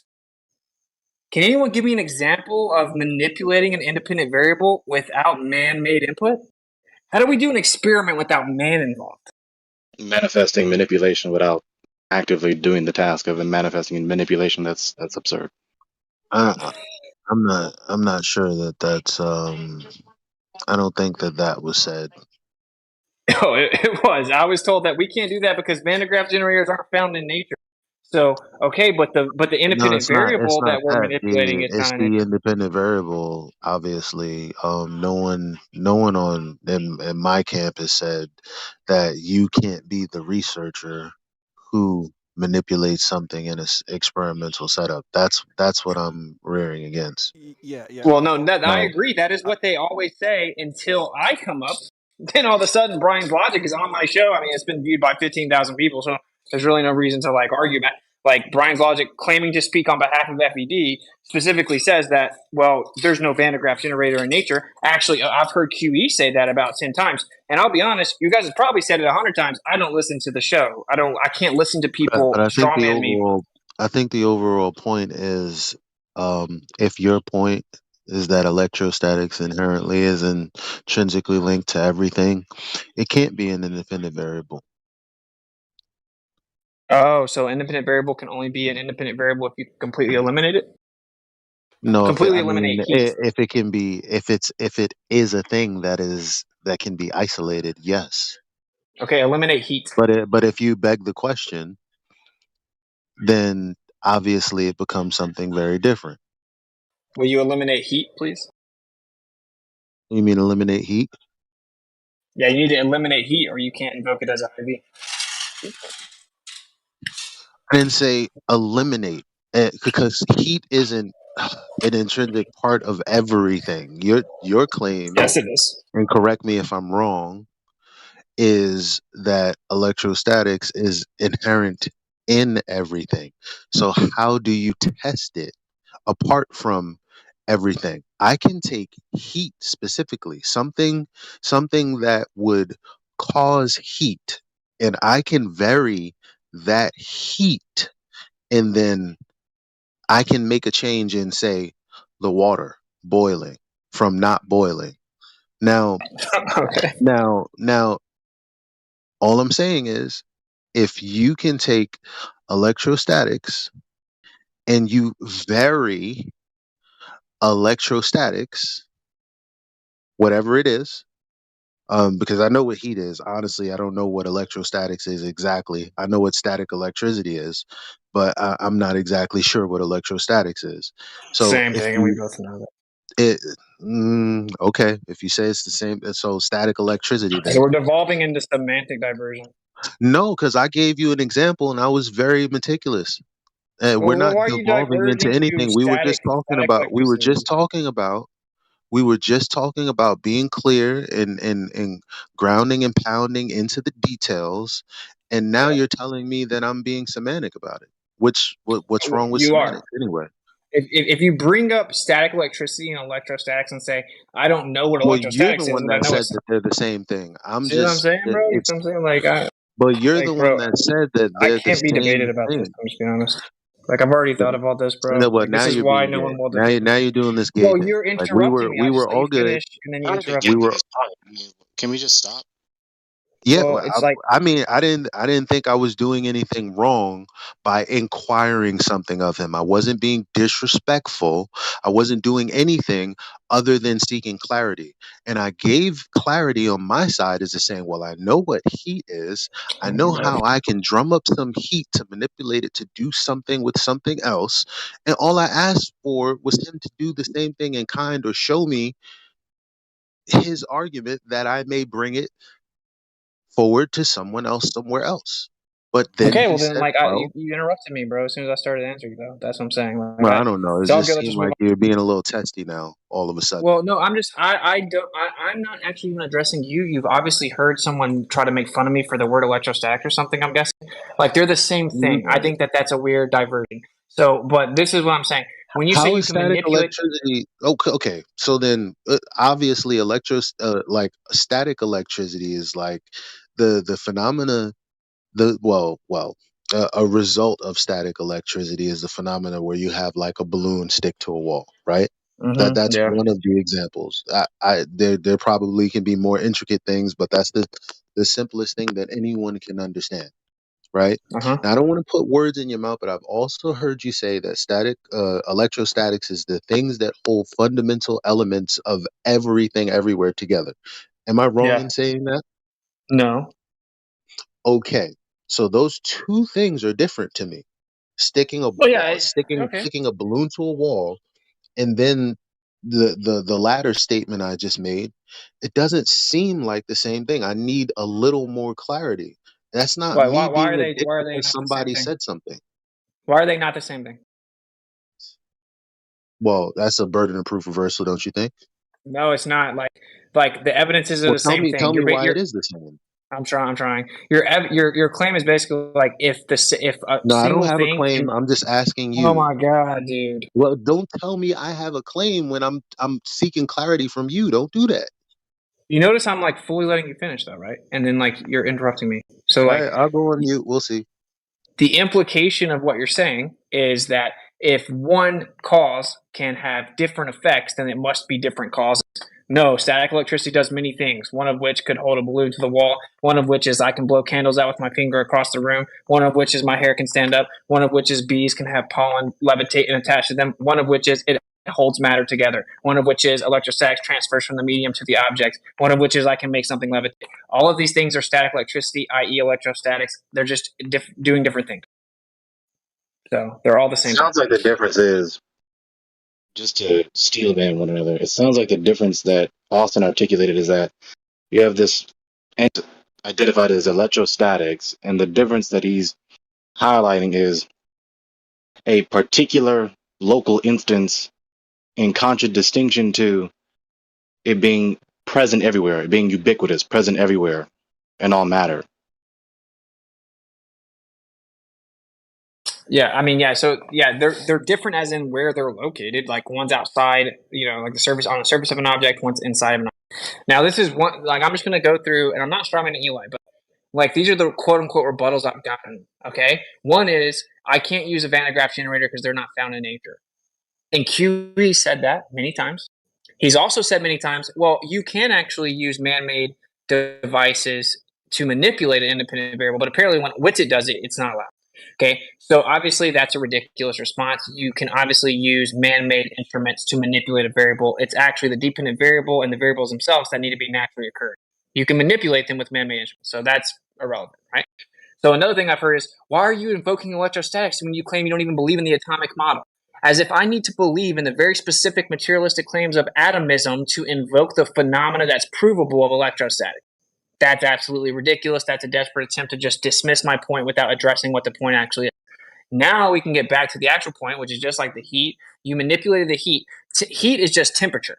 That's all it is. Temperature is like a quantitative description of what we call heat, which is actually just pressure mediation and friction. And that's in everything. Everything has some type of temperature. Whether you call it heat or cold was an arbitrary determination of when it's one or the other. Cold can be called heat. It's just a lower heat, right? So whatever. It's all friction. It's all pressure mediation. It's in everything. Nothing exists without some type of temperature. You can manipulate the temperature. You can manipulate things that cause what we call heat, which is a change in temperature, right? You can manipulate electrostatics. So the fact of the matter is that electrostatics is present. We can control the other variables like the density of the medium, the density of the object, everything that we know causes things to go up or down or alters that, or changes up and down path, right? We can control those variables that we know about, and then we can manipulate electrostatics. So the hypothesis is that electrostatics causes things to go up and or down. Okay, then I'm going to manipulate the variable of electrostatics, and I'm making objects go up. I'm making them go down. I'm changing their weight. I'm changing how fast they fall. That's a scientific experiment. I manipulated the independent variable. Now, I would be very careful to say we've proven a cause of the effect based on the variables we know right now. Like, I would never say we've proven the cause. Okay, because we can never say definitively proven the sole cause of something. Obviously, there's something that we may not know about. So what I don't understand is, how is that not scientifically acceptable? How can I put an egg in water and put salt in it and then claim it's science, but I can't manipulate the variable of electrostatics and cause it to go up or down, and it's not science? That's very blatantly a double standard. So once It's just because Witsit said it. You can definitely say that, especially if that's demonstrated. To say that it electrostatics also holds all matter together is is just a step too far. That, I mean, I guess perhaps we can uh inquire about. I'm not saying we can't, Yeah. but if you have a test where you're manipulating with electricity things going up and going down and changing its weight. I don't see how that would be much different than, changing the medium and seeing the egg rise and the egg fall and blah blah blah blah blah. But to then say, therefore, electrostatic is the thing that is intrinsic in all things and holds things together. Those two statements are are met or are concluded by probably different things. Yeah, they and are. and They're different and things. and I, and I wouldn't stop you from doing that, um if you could. I don't think anyone should stop anyone from any level of inquiry as long as it makes sense and it's reasonable, like what you talked about, making things float, making things fall. Okay, fair enough, doesn't sound erroneous to me, Right. Think about but So how what hard Austin beyond it that, just I is. don't acknowledged know. is so yeah, what Austin just acknowledged again is giving an inductive argument to demonstrate the strength of the conclusion, as opposed to asserting that the conclusion is necessarily true from the premise he's appealed to. That's the difference. Yeah, I think it's always the intellectually responsible thing to do to say that you can establish a cause and effect relationship, never that you can establish the cause. Right? But Sounds pedantic, we're but it's still not. It's using not the pedantic. same It's method. very. I don't get it. No, I love the method. I love the We're method, bro. still Like using. So wait, that's I my don't point. get it. I You just love said the it could only method, prove one or two things, but I mean, bro. I love the method, Eli. I love it. I Okay. hear you. Okay, I love it. What I don't love is flat earthers trying to tell me I'm not using the method when I clearly am using the method properly. And then telling me Well, not to talk about it when what I'm doing is dunking on professors with. That's what I don't understand, right? Like Eli, well, well, what's your I don't contention? let's be fair. Like you talk about a plethora of things, and perhaps sometimes the cliff notes get thrown in with other speculations. I don't know. Um, but but I'm yeah, a sure. man Yeah. that likes clarity more than anything. So, based on, okay, doing experiments, we obviously see things rise, fall, and float. Obviously, since Anthony has done his egg thing, I don't see how this is any different. That's just me. I don't know how anyone would feel about that. But going on beyond that, I mean, all of these things have to be, fleshed out in full detail, So then, and Eli, we take it case by case. Yeah, wouldn't a And debate be that's the just most where I'm at with it. effective way? Then you don't agree so then like a Eli, respectful debate would be the best way forward, so I Eli, mean, like we're what is your doing point right of now. This contention right now? say again. What is your point of contention right now? Right now, nothing. I'd say he Okay, hasn't okay. introduced anything. I'm not a man who often takes things from other moments in time unless it's related. I'm not going to sit here and try to straw man him, or I'm not going to sit here and try to anticipate him. I'm only dealing with the items that are in the conversation right now. That's all I can do to be as truthful as I can possibly be, you know? So this is why I keep yeah, saying this summation, because really, I mean, the summation of the matter is this: to what degree, to what greater or lesser degree, are you using specificity in the concluding premise and the supporting premises? And then what specific method of argumentation are you doing? Is it inductive or deductive, or whatever other kind of method of argumentation? And then lastly, are you communicating as best as possible, lovingly, specific, succinct, or not? Hmm. and I will say so. What we've covered is like the nuances of the phrase "science proves things." Um, Hmm. we've covered that. Like I am a huge Well, fan of the scientific method, and we've also proven. I mean, we've discussed that I stand side by side with every flat earther who has an issue with how they've run with the idea that you can't definitively prove something because there could be a variable you don't know about, and then think that mhm. somehow justifies every nonsense pseudoscientific claim they can come up with under the sun, and then conflate it to solipsism. right? I'm Mm-hmm. 100% with you guys on that. We've discussed the issue with electrostatics, right?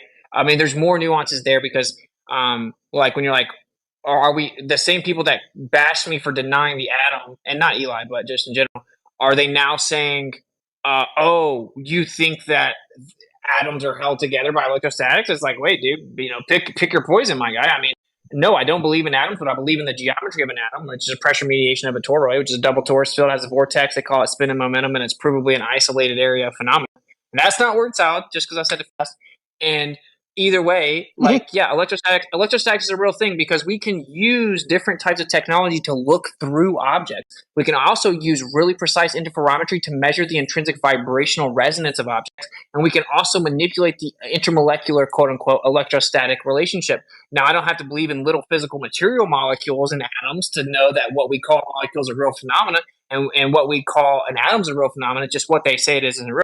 So, and also, the easiest way, the easiest way to step away from that, because that's a much more complicated subject. The easiest way to establish that everything's electrostatic is, well, you can't name one single object that exists that isn't. Like wood, rubber, glass. If I'm claiming every object that exists is electrostatic, it's unrealistic for me to expect me to now bring you literally every object in the world and name it to you in a debate. All you have to do is name one single object that's not. But it doesn't exist because all objects, including insulators, rubber, glass, wood, sand, all of it transfers electrostatics. All of it has electrostatic charge, provably. So So if it my is the claim is not case, I even mean, disputed. just to affirm that, if it is the case that the given entity is a ubiquitous substance that is by nature concretely inseparable from any other particular kind of matter, then it's invalid to demand to accomplish such a thing. Yeah, I mean, obviously, the intellectually honest and good faith way to go about that would be like, no, I disagree with you. Here's an object that's not electrostatic. The reason that never happens is because no such thing exists. So it's like, what do I go back and forth for 14 years about this, or do we just move on because someone's just playing games? And so then the other thing that people say is they bring up Vince. But Gregory, who's I'm just doing that? talking in general. I'm talking in general. I'm not talking about you. No, We I don't know, have to but talk about Gregory, I had this, but Gregory, who's doing that? I mean, again, like each and every knowledge claim has to be investigated, Hmm. whether something is a part of everything or it isn't.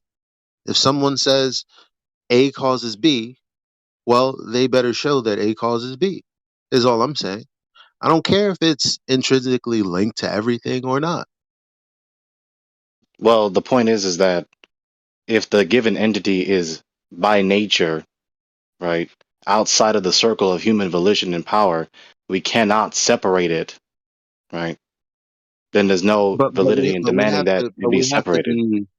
But we have to know somehow, some way. We have to be informed in this reality somehow, some way, that what we're speaking is true about that Sure. thing. Right. So that's why we have to pay And attention to also, what the I concluding also premise is. wanted to go back what you said about induction, and uh, not that this isn't above my pay grade, but Karl Popper, one of the great philosophers of our time, or maybe before our time, and just reading from a citation here. Karl Popper, a philosopher of science, sought to solve the problem of induction. Hmm. He argued that science does not use induction, and induction is in fact a myth. Now, like I said, it's not until right now that I even pulled up the citation and have to go mull it over and actually look into this deeper. Maybe that's me being lazy, but um, I'm not going to dogmatically go, well, because I have this citation, I'm going to disagree with you, Gregory.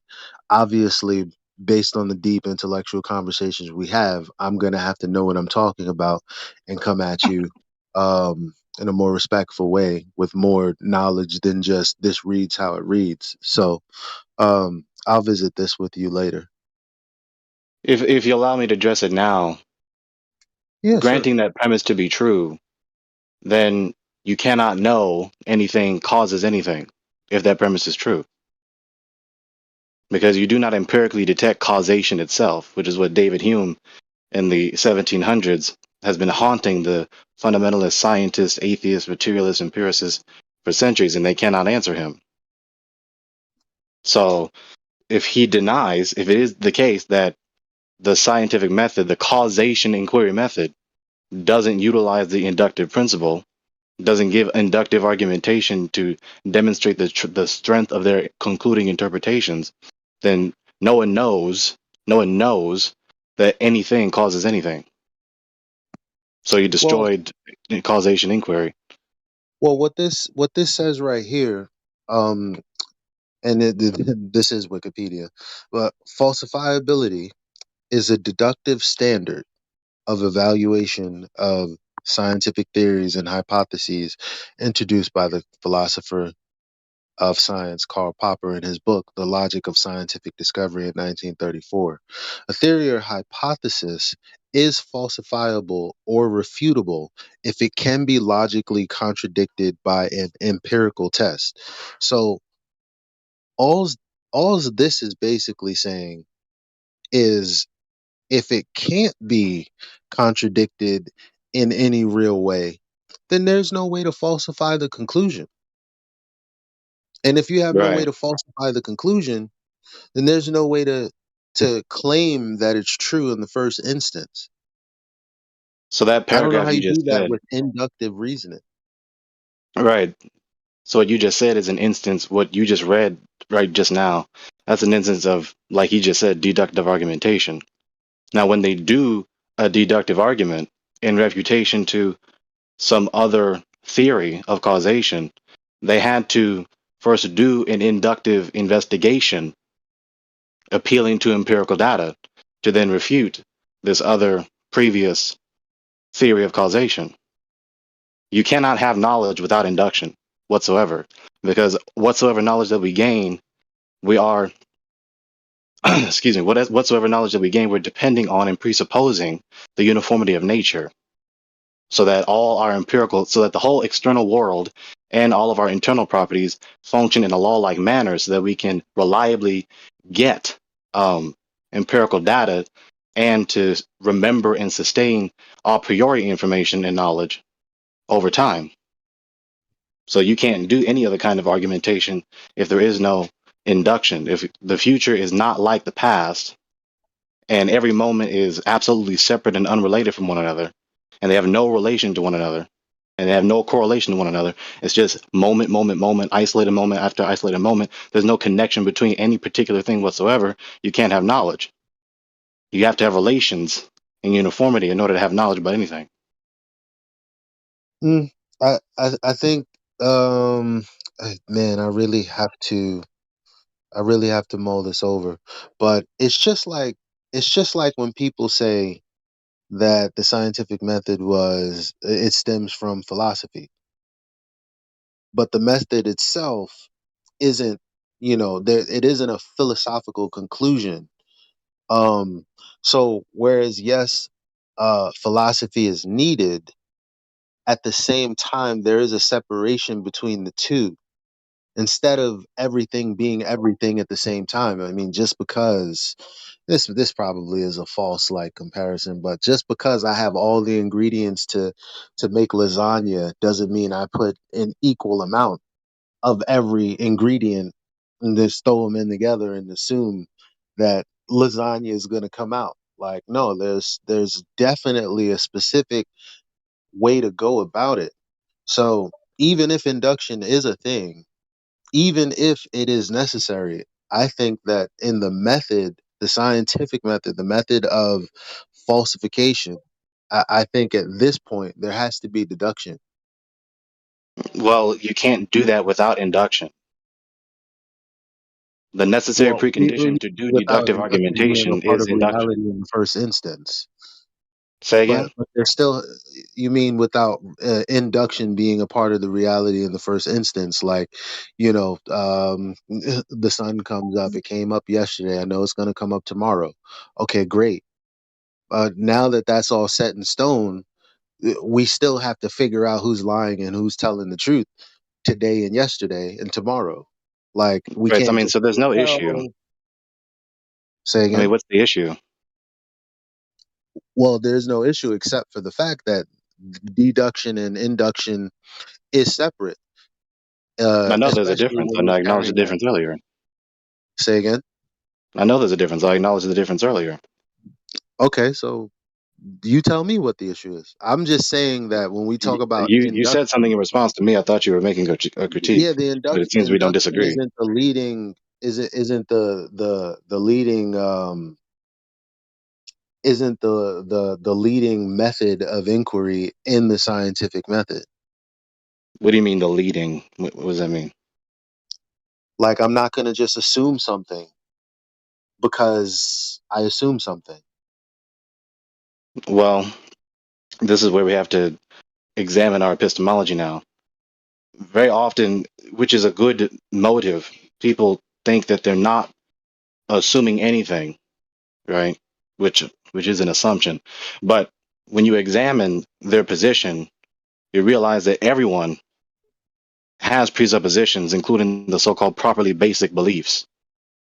And of course, some people decrease, some people add or subtract from this set of properly basic beliefs so that any other kind of argumentation and any other instance of argumentation or inquiry is possible, that it's possible to elapse, that it's possible for us humans to do it. So Okay. when we give any other kind of argumentation, we are not giving an inductive argument. Of course, if we're not giving an inductive argument, then we're not giving an inductive argument. I mean, a car is a car is a car, right? Mhm. So you have the sense of doing any kind of argumentation, and then you have the presuppositions which validly and soundly, at best, underlie the premises in the argument and the necessary transcendental preconditions to do the act thereof. Okay, Very often correct. people conflate the two. So yeah, that's what I mean. Like, but people use confusion to take it a step or five too far. Yeah. Yeah. So we can say that heat causes water to boil, but then, inductively we assume, okay, well, water is whatever water is, right? There's an assumption there. You're gonna touch it, it's wet, it's whatever. It is what it is. You know that before you touch it. Yeah, so what? Heat, whatever form of heat that you're going to use, that's something that you've already used before. You already know it is. So you're using induction in this sense.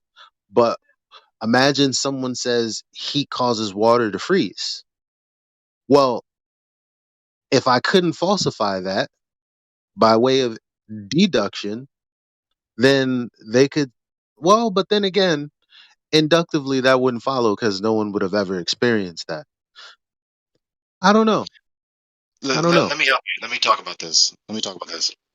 So the counterexample, someone is trying to prove that heat freezes water. When someone is going to falsify that, they're going to do an inductive argument while simultaneously doing a deductive argument. In this instance, they're going to inductively infer and argue in affirmative or negative. This does cause that. This does not cause that. Patient two, the supposed counter, which is one out of two possibilities in this dichotomy. Either it is the case that heat freezes water or it's not, one of two. Yeah. And so when you do the inductive inference and investigation, the inquiry to see whether or not heat, the concrete event of heat elapsing in this particular area, does or does not freeze the water. Of course, it will heat up the water to the point of, causing it to evaporate. Then you do this enough times, you then have strongly indicated, hence why it's called inductive. You strongly indicated that the cause of the water boiling and then eventually evaporating is heat. And therefore, a strong conclusion is made in refuting the antithetical premise that water freezes when heat elapses, that heat freezes water. So it's just getting the category straight.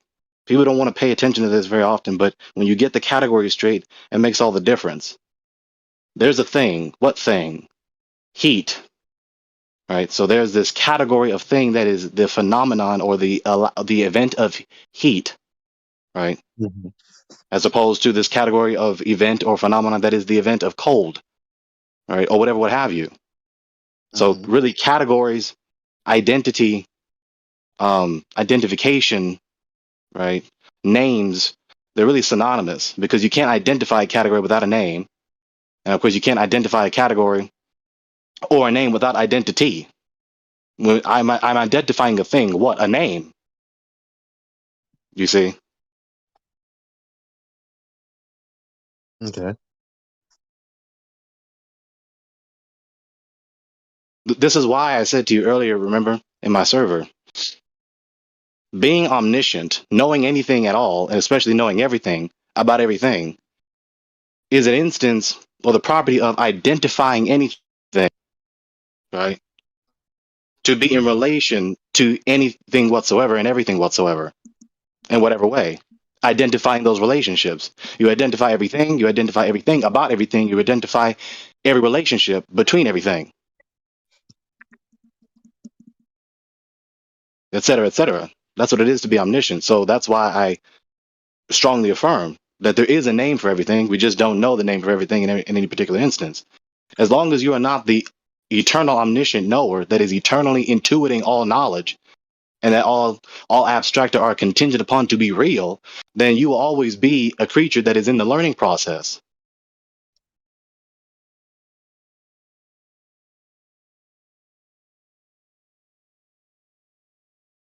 Yeah. So you see how you cannot avoid metaphysics when talking about cosmology. You can't avoid talking about epistemology when talking about metaphysics. You can't avoid talking about transcendentals, right? What is absolutely necessary for any of these particular things to be real in any sense, concrete or abstract, in any kind of category of entity.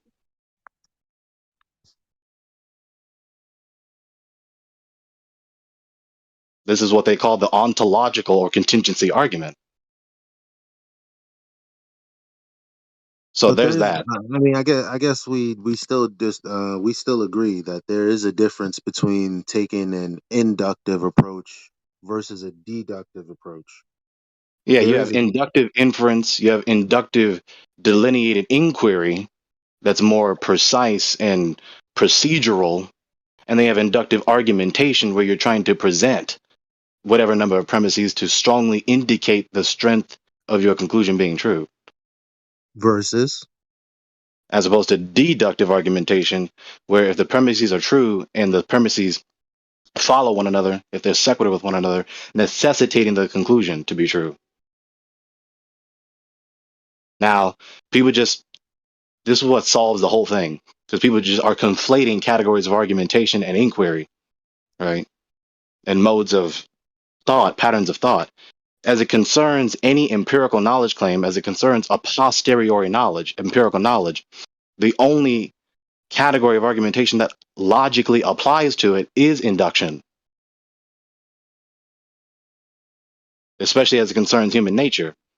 Being laughably far from omniscience, we can only give as much information that we're privy to demonstrate the strength of our conclusion when we assert X causes Y.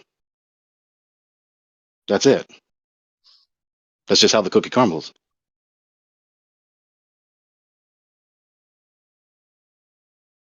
mm, And then I guess to put the cherry on top, the necessary prerequisite to gain any a posteriori knowledge, empirical knowledge, is a priori knowledge. Because all the properties of knowledge itself and any categories thereof are all abstract. You must have an interpretation framework through which you identify anything to be anything and identify anything to be true or false or any category of subjective perception whatsoever. You cannot have knowledge without the a priori. You cannot have knowledge without the abstract. There are no uninterpreted facts. If you identify something to be a fact, that is an instance of interpreting it to be a fact, whatever the particular fact is. Would you agree with what this says from Squibber.com? What's the difference between inductive and deductive reasoning? Inductive reasoning is a bottom up approach, while deductive reasoning is a top down. Inductive reasoning takes you from the specific to the general, while deductive reasoning, you make inferences by going from general premises to specific conclusions. So, what that Hmm. means to me is with inductive reasoning, you take something real, something that you experience, and then from there, it can kind of branch out into vast speculation versus speculating about something, this being deductive, and coming to a specific and proven truthhood. Yes. Yes. Yeah. So, not to be redundant, like you just said, induction, it's right there in the words. This is why analytic philosophy is what it is, right? Analyzing the words, because you can't have knowledge without words. And you already know our metaphysic. In the beginning was the Yep, word, and the word absolutely. was with God, the word was the God. So Yep, you spiritual. have to pay attention to words. So induction, inductive inference, right? You're trying to indicate either it's a weak or strong indication. That's why inductive argumentation is weak or strong. The more datum points you have in your logic sequence, the stronger the conclusion is, right? The stronger the argument is to strongly indicate the premise to be true, the concluding premise to be true. It's right there in the words. And then deduction, you're trying to deduce, right? Actually, before I move on to that, I have to say this last sentence. So as it concerns induction, right? You're going from particular instances, this particular instance of this event and this event and this event, the same kinds of events are elapsing in your inquiry to whatever greater or lesser degree of quantity. And the more these events elapse, the stronger your argument becomes, where you can then generalize from them, where these particular instances are going to indicate a general fact about this category of event.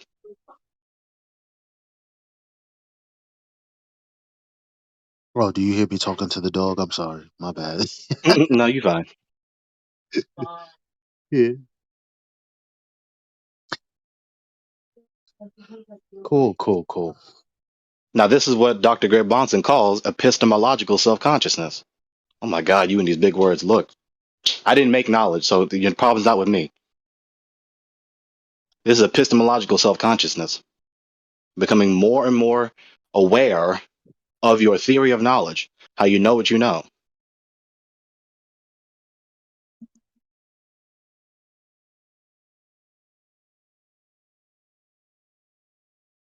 Okay, that was fun. So specify what argument you're giving. That's all you have to do. Love one another, speak succinctly, speak cogently.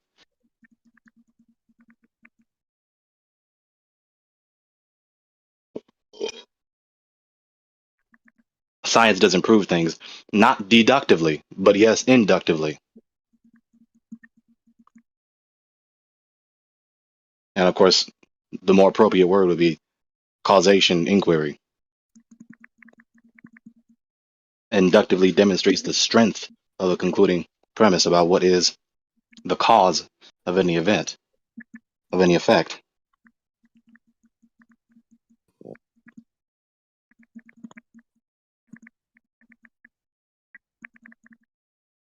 Yo, what does that sound? Oh, my That is something. That's an entity, Austin. That was crazy, bro. It sounded like a demon that was chattering in the back or something. It sounded like water to me. That's how fast that I type. I'm sitting here typing to a girl. Sorry to be I mean, side good grief.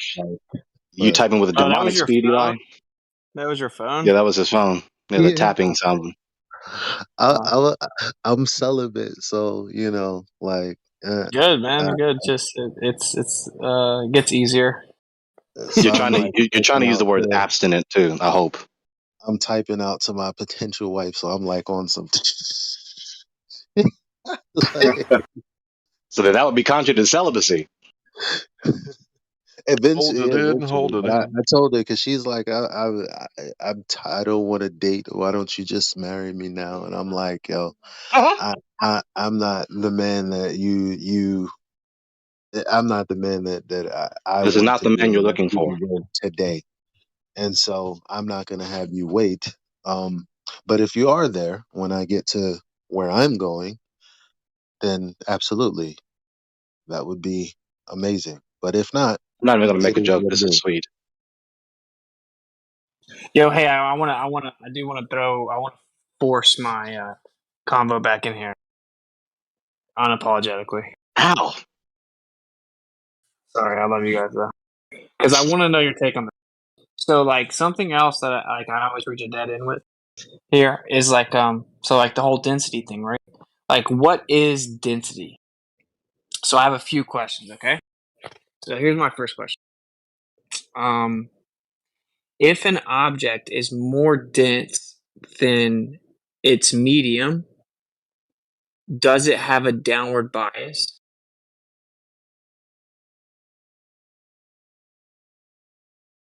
Yes. I would have to agree, right? A tendency down, a preference down. So if an object's more dense than its medium, it has a downward bias. Okay, so say we have an object that's more dense than the air. It has a downward bias. Can we introduce another variable that counters that downward bias and make it go up, like acoustic levitation or magnetic levitation or something, or electrostatics? Technically, given your word choice and word Aren't order, there? my very hand is that counter factor to move it up. But nevertheless, yes. Well, I mean, there are already maglev trains, right? Yeah, yeah, yep. And like acoustic levitation is a thing that's very cool if you've never seen it. Well, So, acoustics is crazy in itself. Like the patterns that the cymatic patterns that you get. This world is very strange. dude, on Glowbusters, I actually showed where you can make holograms within a bubble using acoustics. So you can put a bubble on a speaker and then line it with LED lights, and it'll create holographic geometry inside of it. And you can even create what appears to be 4D shapes. I know that sounds counterintuitive, but it's like it's coming. You see it coming into existence, so you see where it exits. So it's like 4D. Anyway, and then you can actually create a toroid. But anyway, it's a hologram with acoustic. So, Yeah, but before you guys have seen that, I have it's not. freaking yeah, it's freaking crazy, bro. You can create bubble holograms. yeah. I've seen a lot of that. Sound is a hologram essentially traveling. Yeah, man, freaking crazy. And then of course I want it's to not really acknowledge traveling this. because it's just the air vibrating, and the air is already there. Yeah. I just want to acknowledge this. The past discussion came to a conclusion with full agreement between all the participants. That's an investigative, that's a fruitful and successful investigative discussion. Wait, yo, check this. Check this. Okay, so if an object's more dense than the medium, it has a downward bias. But even though it has a downward bias, you can cause it to go up, to levitate, or to go up. Right? You can because so say it has a downward bias, you drop it, it's falling to the ground. As it's falling to the ground, you can introduce acoustics and it stop, and you can even make it start to rise, even with magnetic levitation. Right? So anyway, what that shows us is that an object can have a downward bias and still go up. Just because something goes up doesn't mean it doesn't have a downward bias. Hmm. So whenever I point out that there is a downward bias on the Earth, and then people like helium balloons don't have a downward bias, that's not a good rebuttal. Like the fact that something goes up doesn't prove there's no downward bias, right? So I just use density, ironically, to prove that. Hmm. indicate that it doesn't have the law-like tendency to do the motion of moving down. Correct. Now, it doesn't And necessarily prove there's a downward bias or something, right? Like, you can't just assume there is a downward bias because going up doesn't disprove it, but you can't claim that it disproves a downward bias just because something goes up. Because that's the number one rebuttal I've gotten for many years when I bring up a downward bias. It's like, things go up, ha ha ha ha, stupid idiot. I'm like, okay. So anyway, so now that we've got that out of the way, now it's like, okay, density. A density of the object relative to its medium will determine if it goes up or down. So now the question is, what is density? What is density that we all talk about so much, right? Like us as flat earthers, many people claim that's all that there is. What is it? When the material is packed tightly together. Okay. Hi, brother. Okay. So we have the compactness of matter, because the equation we have for density is volume and over mass, or mass per volume, right? So mass per volume, the amount of matter, because mass is just a conceptual quantification of matter. The amount of matter in a certain volume, how compactly that matter is in said volume, that's what we call density. So it's compactness of matter. Okay? So now the question is, what is the cause of density? Well, it would have to be whatever causes the compactness of matter, which means it would be whatever is holding that matter together with a certain compactness. Right? So the cause of density has to be whatever's holding the matter together. Mm-hmm. Right? I mean, either the cause is intrinsic to the entity or it's external to the entity. Yeah. So the cause of density is electrostatics. So you see how ironic this whole thing is? Can't even invoke Or at density least it's a without. contributing factor. Well, I mean, yes, as far as we can tell, it's the primary factor that holds matter together. And actually, whenever we do like microscopic density calculations or like quote unquote measurements, we actually look at the charge. And that's also how we do the mass, quote unquote, mass calculations. We look at the charge mass ratio. So we're always looking at the charge to determine density, etc. And then if we look at, say, the periodic chart, which is just a conceptual model, then the different densities are directly related to the frequencies or vibrations of the object.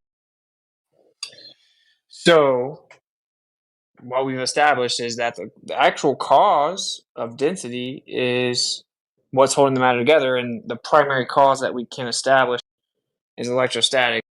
And so if the cause of things going up and down is density disequilibrium, well, then the primary cause is actually the electrostatic relationship of the object and the medium, because the medium is held together with a certain compactness, i.e. a certain density. And since it's less compact than the object, the object goes down because there's pressure mediation between the object and the medium. Now, here's another question. What is the physical mechanism that exchanges that interaction? Right? People call it the buoyant force. What is the physical mechanism that causes that? Static forces, right? It has to be. Literally, yeah. It literally has to be. Go ahead, as far as I can tell. Yeah, electrostatic forces. The same thing that creates clouds. Yep. So that's and this is provable because there's something called electrostatic induction or transference, which just simply means that the electrostatics of the medium is transferred or induced into the object. Right? And it actually goes back and forth. There's a relationship back and forth between the two. This is why if you ground an object, then it starts to lose its charge. But as soon as you pull off the ground, it starts charging up again. Where is it getting the charge from? The surrounding medium. That's where it's getting the charge from. That's why it's building charge back up. So there's always this interaction between the object and the medium electrostatically. So literally the actual primary cause of density is electrostatics, and the physical mechanism that causes the interaction between the object and the medium that we call buoyancy is electrostatics. You can't even invoke density without electrostatics. That's game, set, match against any claim that you can just explain things going up or down without electrostatics. You literally can't. Like, I see no feasible way to. At least I'm certainly open to being wrong.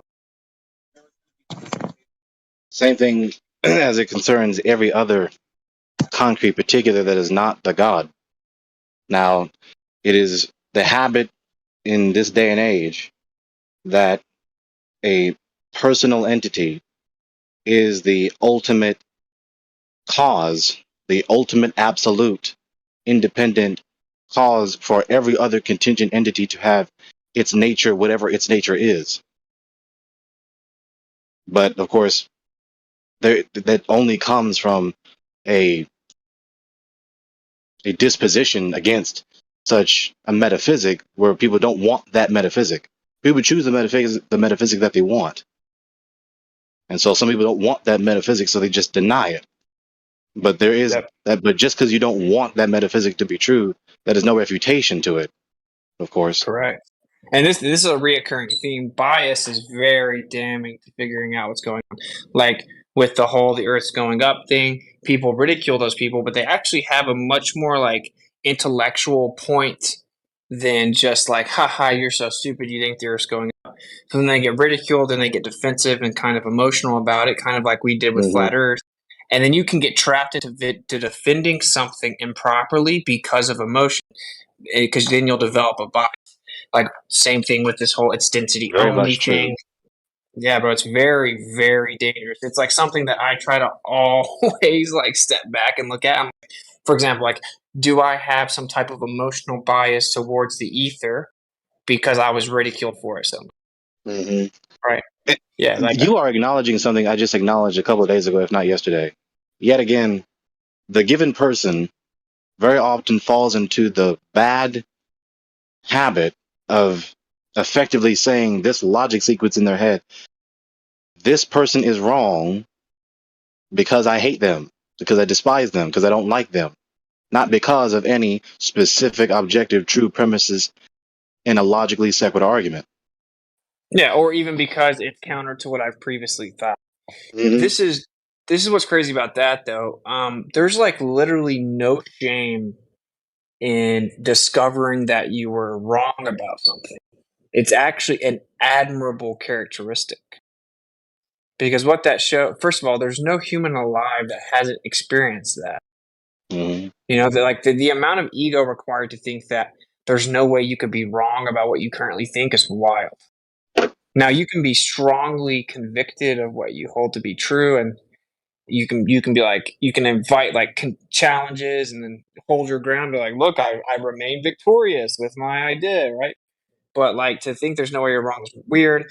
And obviously, like, discovering you're wrong, it's a perspective thing. It's like a mindset thing. You can be like, this is awesome. Now I get to learn more and figure out more of what's going on. I can get closer to the truth. Or you can look at it like, oh, this is embarrassing. I'm going to look stupid.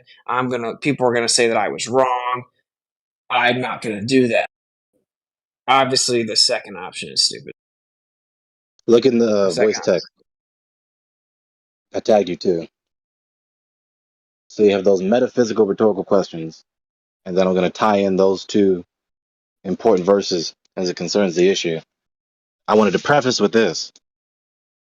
In these philosophical discussions, when it comes to talking about ontology, necessity, contingency, causation, uniformity, etc., people just forget, or they just neglect the reality of personality, of personhood. Right? Uniformity of nature does not only concern concrete particulars, it concerns every category of entity, concrete and abstract, right? Physical objects and events, and intrinsic abstract properties. Everyone concerning themselves with the controversy is a person. I mean, hello. Swallow that, please. I agree. Do you think God speaks Hebrew? Do you think he speaks a language we could recognize? Yeah, he made them. Or rather, they're internally grounded in his mind, and he endows us to be able to speak them. But before we get to that, so there you have it with that. Like, you cannot just neglect and just hand wave the issue of personhood. You have to account for it. Because if there is no personhood, we have no justification to sustain that personhood is possible and real, then there is no you believing or disbelieving, knowing or not knowing, liking or disliking, having a subjective perception of anything. So there is no you knowing anything. You can't dispense with personhood, because if you dispense with personhood, there is no you knowing or dispensing anything. So the uniformity of nature also includes, especially, personhood. The next question is, how can you have the uniformity of nature, including the uniformity of personhood, being sustained by a non-person? Because everyone keeps talking about these impersonal, non-personal entities. That is the cause of this, that, or the third, or this ubiquitous and absolute entity that unifies and regulates everything. So that's why these questions read, how do you have a uniformity without a unifier? How do you have regularity without a regulator? How do you have normalcy without a normalizer? How do you have laws without a lawgiver? And how do you have intelligibility without intelligence? How do you have personality without persons? I should add that to the list. So included in the concern of uniformity of nature is the uniformity of personhood. We're not changing from a categorically and absolutely different person day after day after day or moment after moment after moment. I'm still Gregory over a long series of moments that we identify as being 22 years and counting. Well, let me ask this before everybody gets started on this. So, are you claiming, Witsit, that everything has weight due to the electrostatics created, by the creation, as a result of the creation, the uniform experience and weight comes from electrostatics? Yeah, I specifically don't deny that gravity exists because that is gravitas, which means heavy, or how heavy something is, which means weight, and things have weight. And so, what do we mean by weight? We mean that an object puts a certain amount of pressure over a certain amount of area on a scale. And so that's certainly a real thing.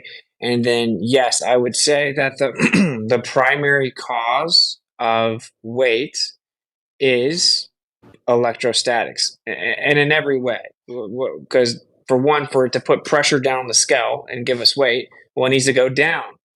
Well, then we get into this buoyancy density relationship. We just covered that. That's electrostatic.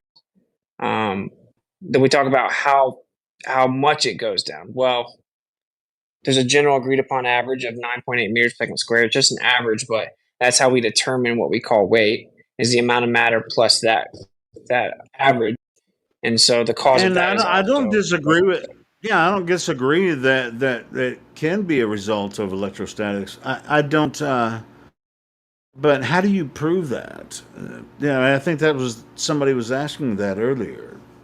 Yeah. So that's what I'm okay. So this is why I say you can prove that it's a cause of the effect. Could there be another cause? Yes. And ironically, I actually think I know what the other primary cause is. I don't say it though because I can't scientifically verify it. So, but yeah, you can take any object in the world that you can find, and you can prove that it's electrostatic. And you can do this by transferring electrostatics to it. There's nothing in the world that Sure, isn't but, electrostatic. but as far as So it's something everywhere. weighing something, generally, I mean, as far as the general weight that's agreed upon across Earth, I mean, how do you prove that it's caused by the electrostatic Earth?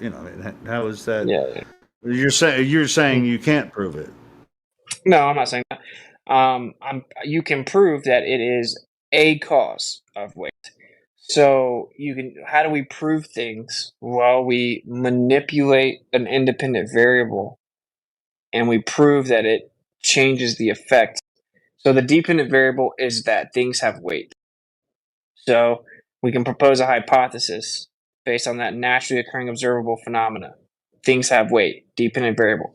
Hypothesis: electrostatics is a cause of weight. Okay, so now we have to test it. So now we have to manipulate the independent variable to prove that it causes the effect. If I manipulate electrostatics, it changes the weight of an object.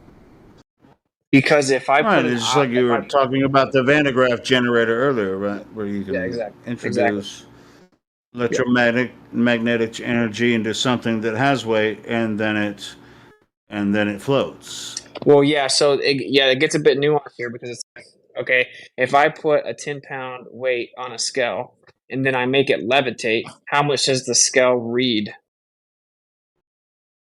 0, right? Because the weight's not on the scale anymore. Now, then you get into, well, does it still have weight though? And you're just countering that weight. Yeah, if it's floating, it doesn't have any weight, right? Yeah, exactly. Because we measure weight by a scale. Yeah, exactly. Exactly, which is downward pressure on a certain area.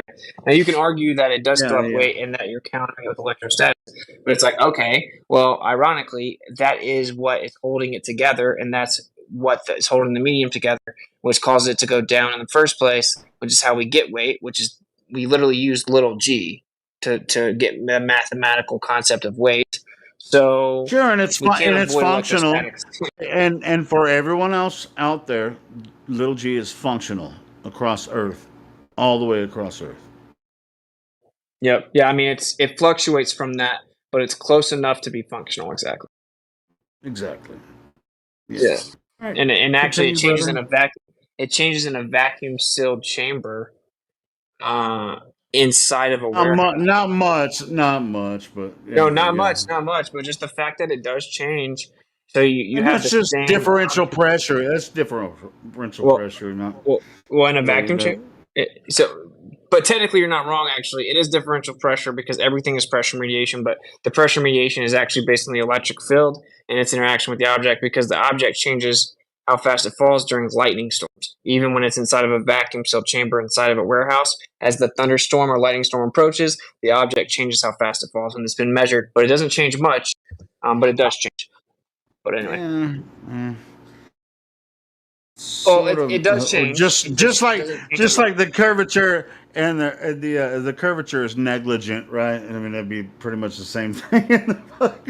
Well, sort of. $4 million vacuum chamber is negligent. In theory, if you introduce enough electrostatics, it wouldn't be negligent though, because it would eventually float. Oh, but that's man-made. We're talking about nature, bro. Well, okay. See, this is the problem we're discussing earlier. So, electrostatics is not man-made, right? It's just naturally occurring. Like, it's in all objects. Oh, that's God-made. It's God-made. This is how God made it. Right? Just because we use a man-made object to manipulate it, that's perfectly fine, and that's scientific. Like, bumblebees are like just bees in general. They float over top of flowers, and then the pollen detaches from the flower and then levitates up and sticks to their body. It's called non-contact pollen detachment. The way that they do that is because the bee, it accumulates charge as it's in the air, and since the flower's connected to the ground, there's what people call opposite charge, so then it quote unquote attracts. Now in reality, there's no such thing as positive and negative charge. It's just charging and discharging. The flower's discharging into the ground while the bee is charging up. And then just like heat goes to cold, the area that has less charge migrates to the place that has more charge, because cruelly it needs more charge to try to become equalized. So anyway, that's a real natural phenomenon. I didn't do anything. All I did was just sit back with my P900, zoom in on a bee, and watch the pollen pop up off the flower and cling to the bee. And actually, what they've done is they put really sweet food, like sweet liquid, on certain flowers that the bees love, and they put really bitter food on other flowers, right? And they let the bees go. And what they did what they did was they changed the charge of the flowers, and the bees picked which flower they went to based on the charge, not how sweet the fluid was. They actually went to the more bitter flowers because they had a different charge. So the bees actually navigate and pick their flowers based on charge. The pollen detaches from the flower and comes to them based on charge. And seemingly, actually, like bumblebees specifically fly based on charge. So yeah, anyway, that's a naturally occurring phenomenon. If I walk outside, my hair sticks up during a lightning storm, naturally occurring phenomenon. Hey, Austin, have you ever had a hummingbird feeder outside your house? Yeah. I've had one, man. I'd get like 12 to 15 hummingbirds. I'll put a couple of videos out too with the hummingbirds on my feeder. They're cool, man, especially if you can pop it slow-mo. Yeah, well, yeah, I didn't do the slow mo. I tried it, but from my phone didn't work really good, so I just put out the regular video. But it's just Well, like, freaking get an iPhone, man. oh my god, I'm gonna fucking come to Tennessee and kill you. Yeah, well, get an iPhone and you'll get to see. I'm not gonna get a fucking iPhone. I probably did it wrong. I know I have slow mo on my camera. I just don't even use my camera much on my phone, so that's probably why I fucked it up. But anyway, I mean, the videos are good. It's just like just watching them, even the way they interact with each other, and you hear the and their little chirp, chirp, chirp, chirp, chirp, chirp, and they can just hover, and perch, hover and perch. They're so fast. It's like you can see them. Now you see it. Now you don't. They're like 20 yards away within a second and a half. Crazy. Yeah, they're super cool. So I guess honestly what happened was I was listening to like QE stream, and then I got banned from his stream for talking in the chat. And so I'm like, yo, I'm gonna go in 24/7 where QE just screams and talks crazy about me. But I do just want to set the record hey, I'm gonna straight here. all right. Well, I'm gonna let you do that, but I want to say that fight is not for this room. But that means speak your mind. He said shit about you. You're welcome to say it here. But let's just kind of keep it to a minimum because that's not for this. And other people have been asking, "Hey, let's get them together," and butt heads or whatever. That's fine, but for this stream, do we try to? I mean, even if it's not you and QE, or I mean, we try to keep it, just on topic. But yeah, as much as we all want to hear it, he's been doing what that. about He's been on topic. It's all been good. No. That's what I'm saying. That's in relation to other people talking about it mostly. He's been really nice. It's all good. No. As a matter of fact, I mean, he hasn't brought it up until just now.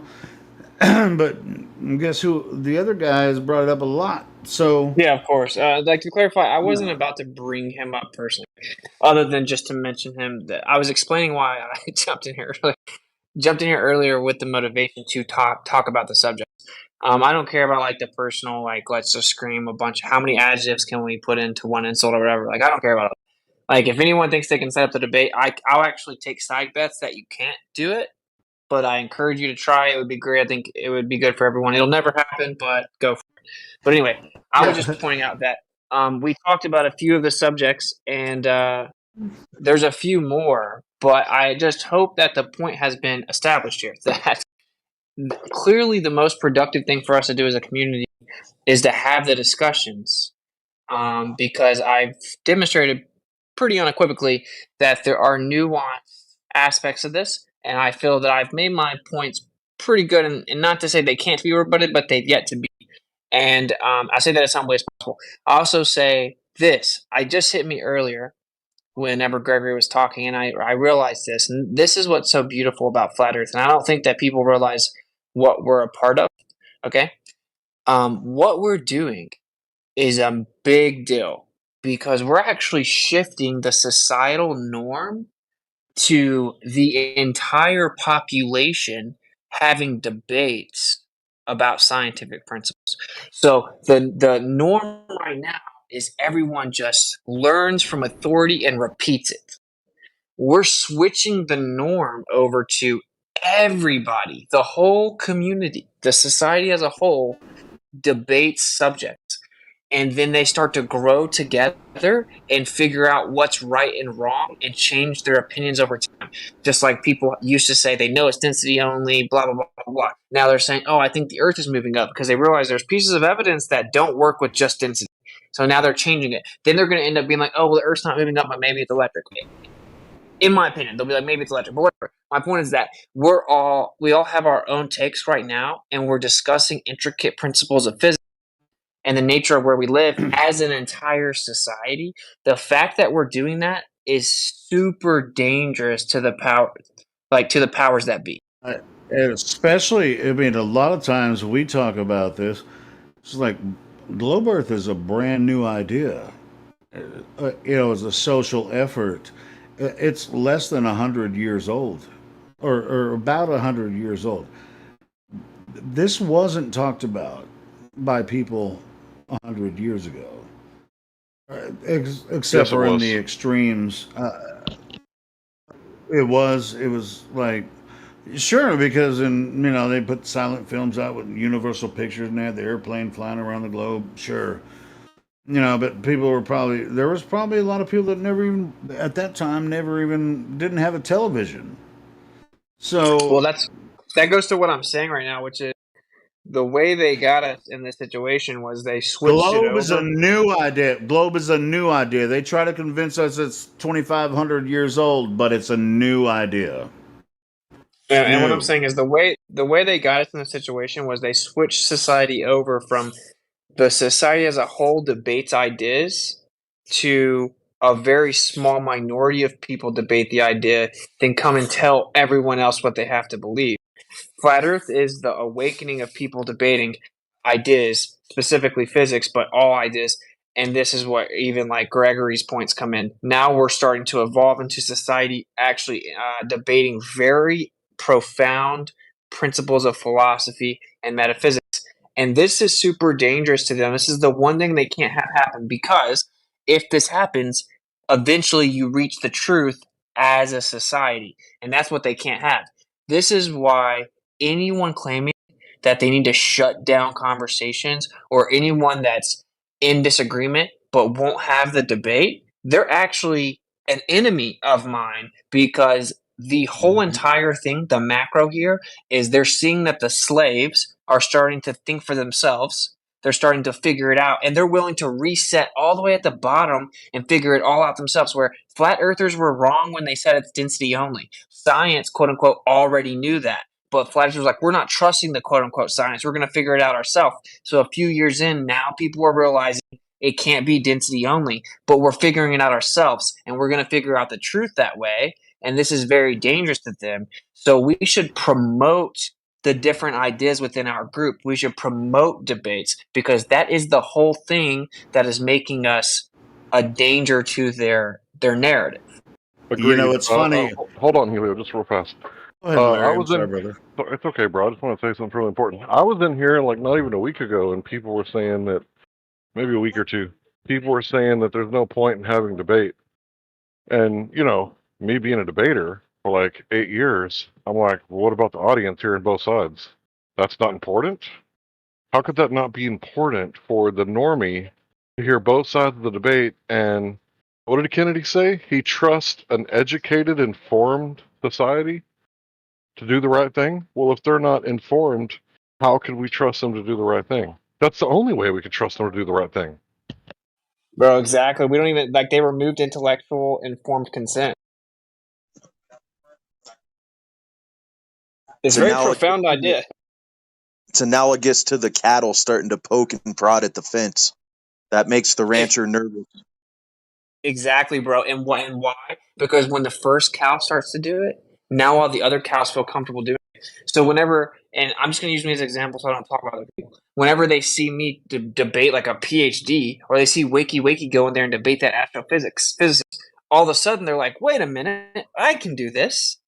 Like this big boogeyman, like the Wizard of Oz, that's really just the old, weird, degenerate dude behind the curtain. He's not as bad as we thought he was. He's not so big and bad at all. I can go and I can challenge these ideas with the best of them. And when the one cow starts to show, maybe the fence isn't such a big deal. Now all the cows start trying to get out of the fence, and that's the biggest danger to them, bro. Is everyone realizing, no, you're not a slave. And no, you're not inept. And no, you're not incompetent. You can all think for yourself. You can all discuss your ideas. And you can come to a truth collectively, right? And once we realize that, that's when we become a dangerous weapon. And in order to get there, we have to all disagree. You have to have the one cow saying, don't go to the fence. And then the one cow saying, I think you're being lame. I'm going to go to the fence. And this is why. And then he says, but wait, the fence. And then he says, bro, you've never tried the fence. Maybe the fence isn't that big of a deal. You need the people debating their ideas. So you should invite disagreement. And disagreement itself is not division. It's whenever the ideas get put on the back burner and it becomes like personal and gay, and that's whenever you're dividing. So anyway, rant over, lecture over, or more of a sermon basically. I hit me earlier that is actually what this is all about. It's about the fact that now the people are thinking for themselves. Right? That's the switch. That's how they pulled the globe deception over on everyone, is that they said, oh no, you are slaves, can't think for yourself. And then they literally went around and published newspapers that said only 7 people alive can understand relativity. So it's basically, sit down, you little peon mundane slaves. We figured out physics for you. You can't even understand it. Relativity is too complicated for you. Let us tell you what to think. That's how they pulled this off. And this is like this is the awakening. Right. It's moralizing and empowering, and they hate that. Yeah, because it's very hard to take you over, right? I mean, in that situation, and that's why they promote ideologies of nihilism. What is your profession?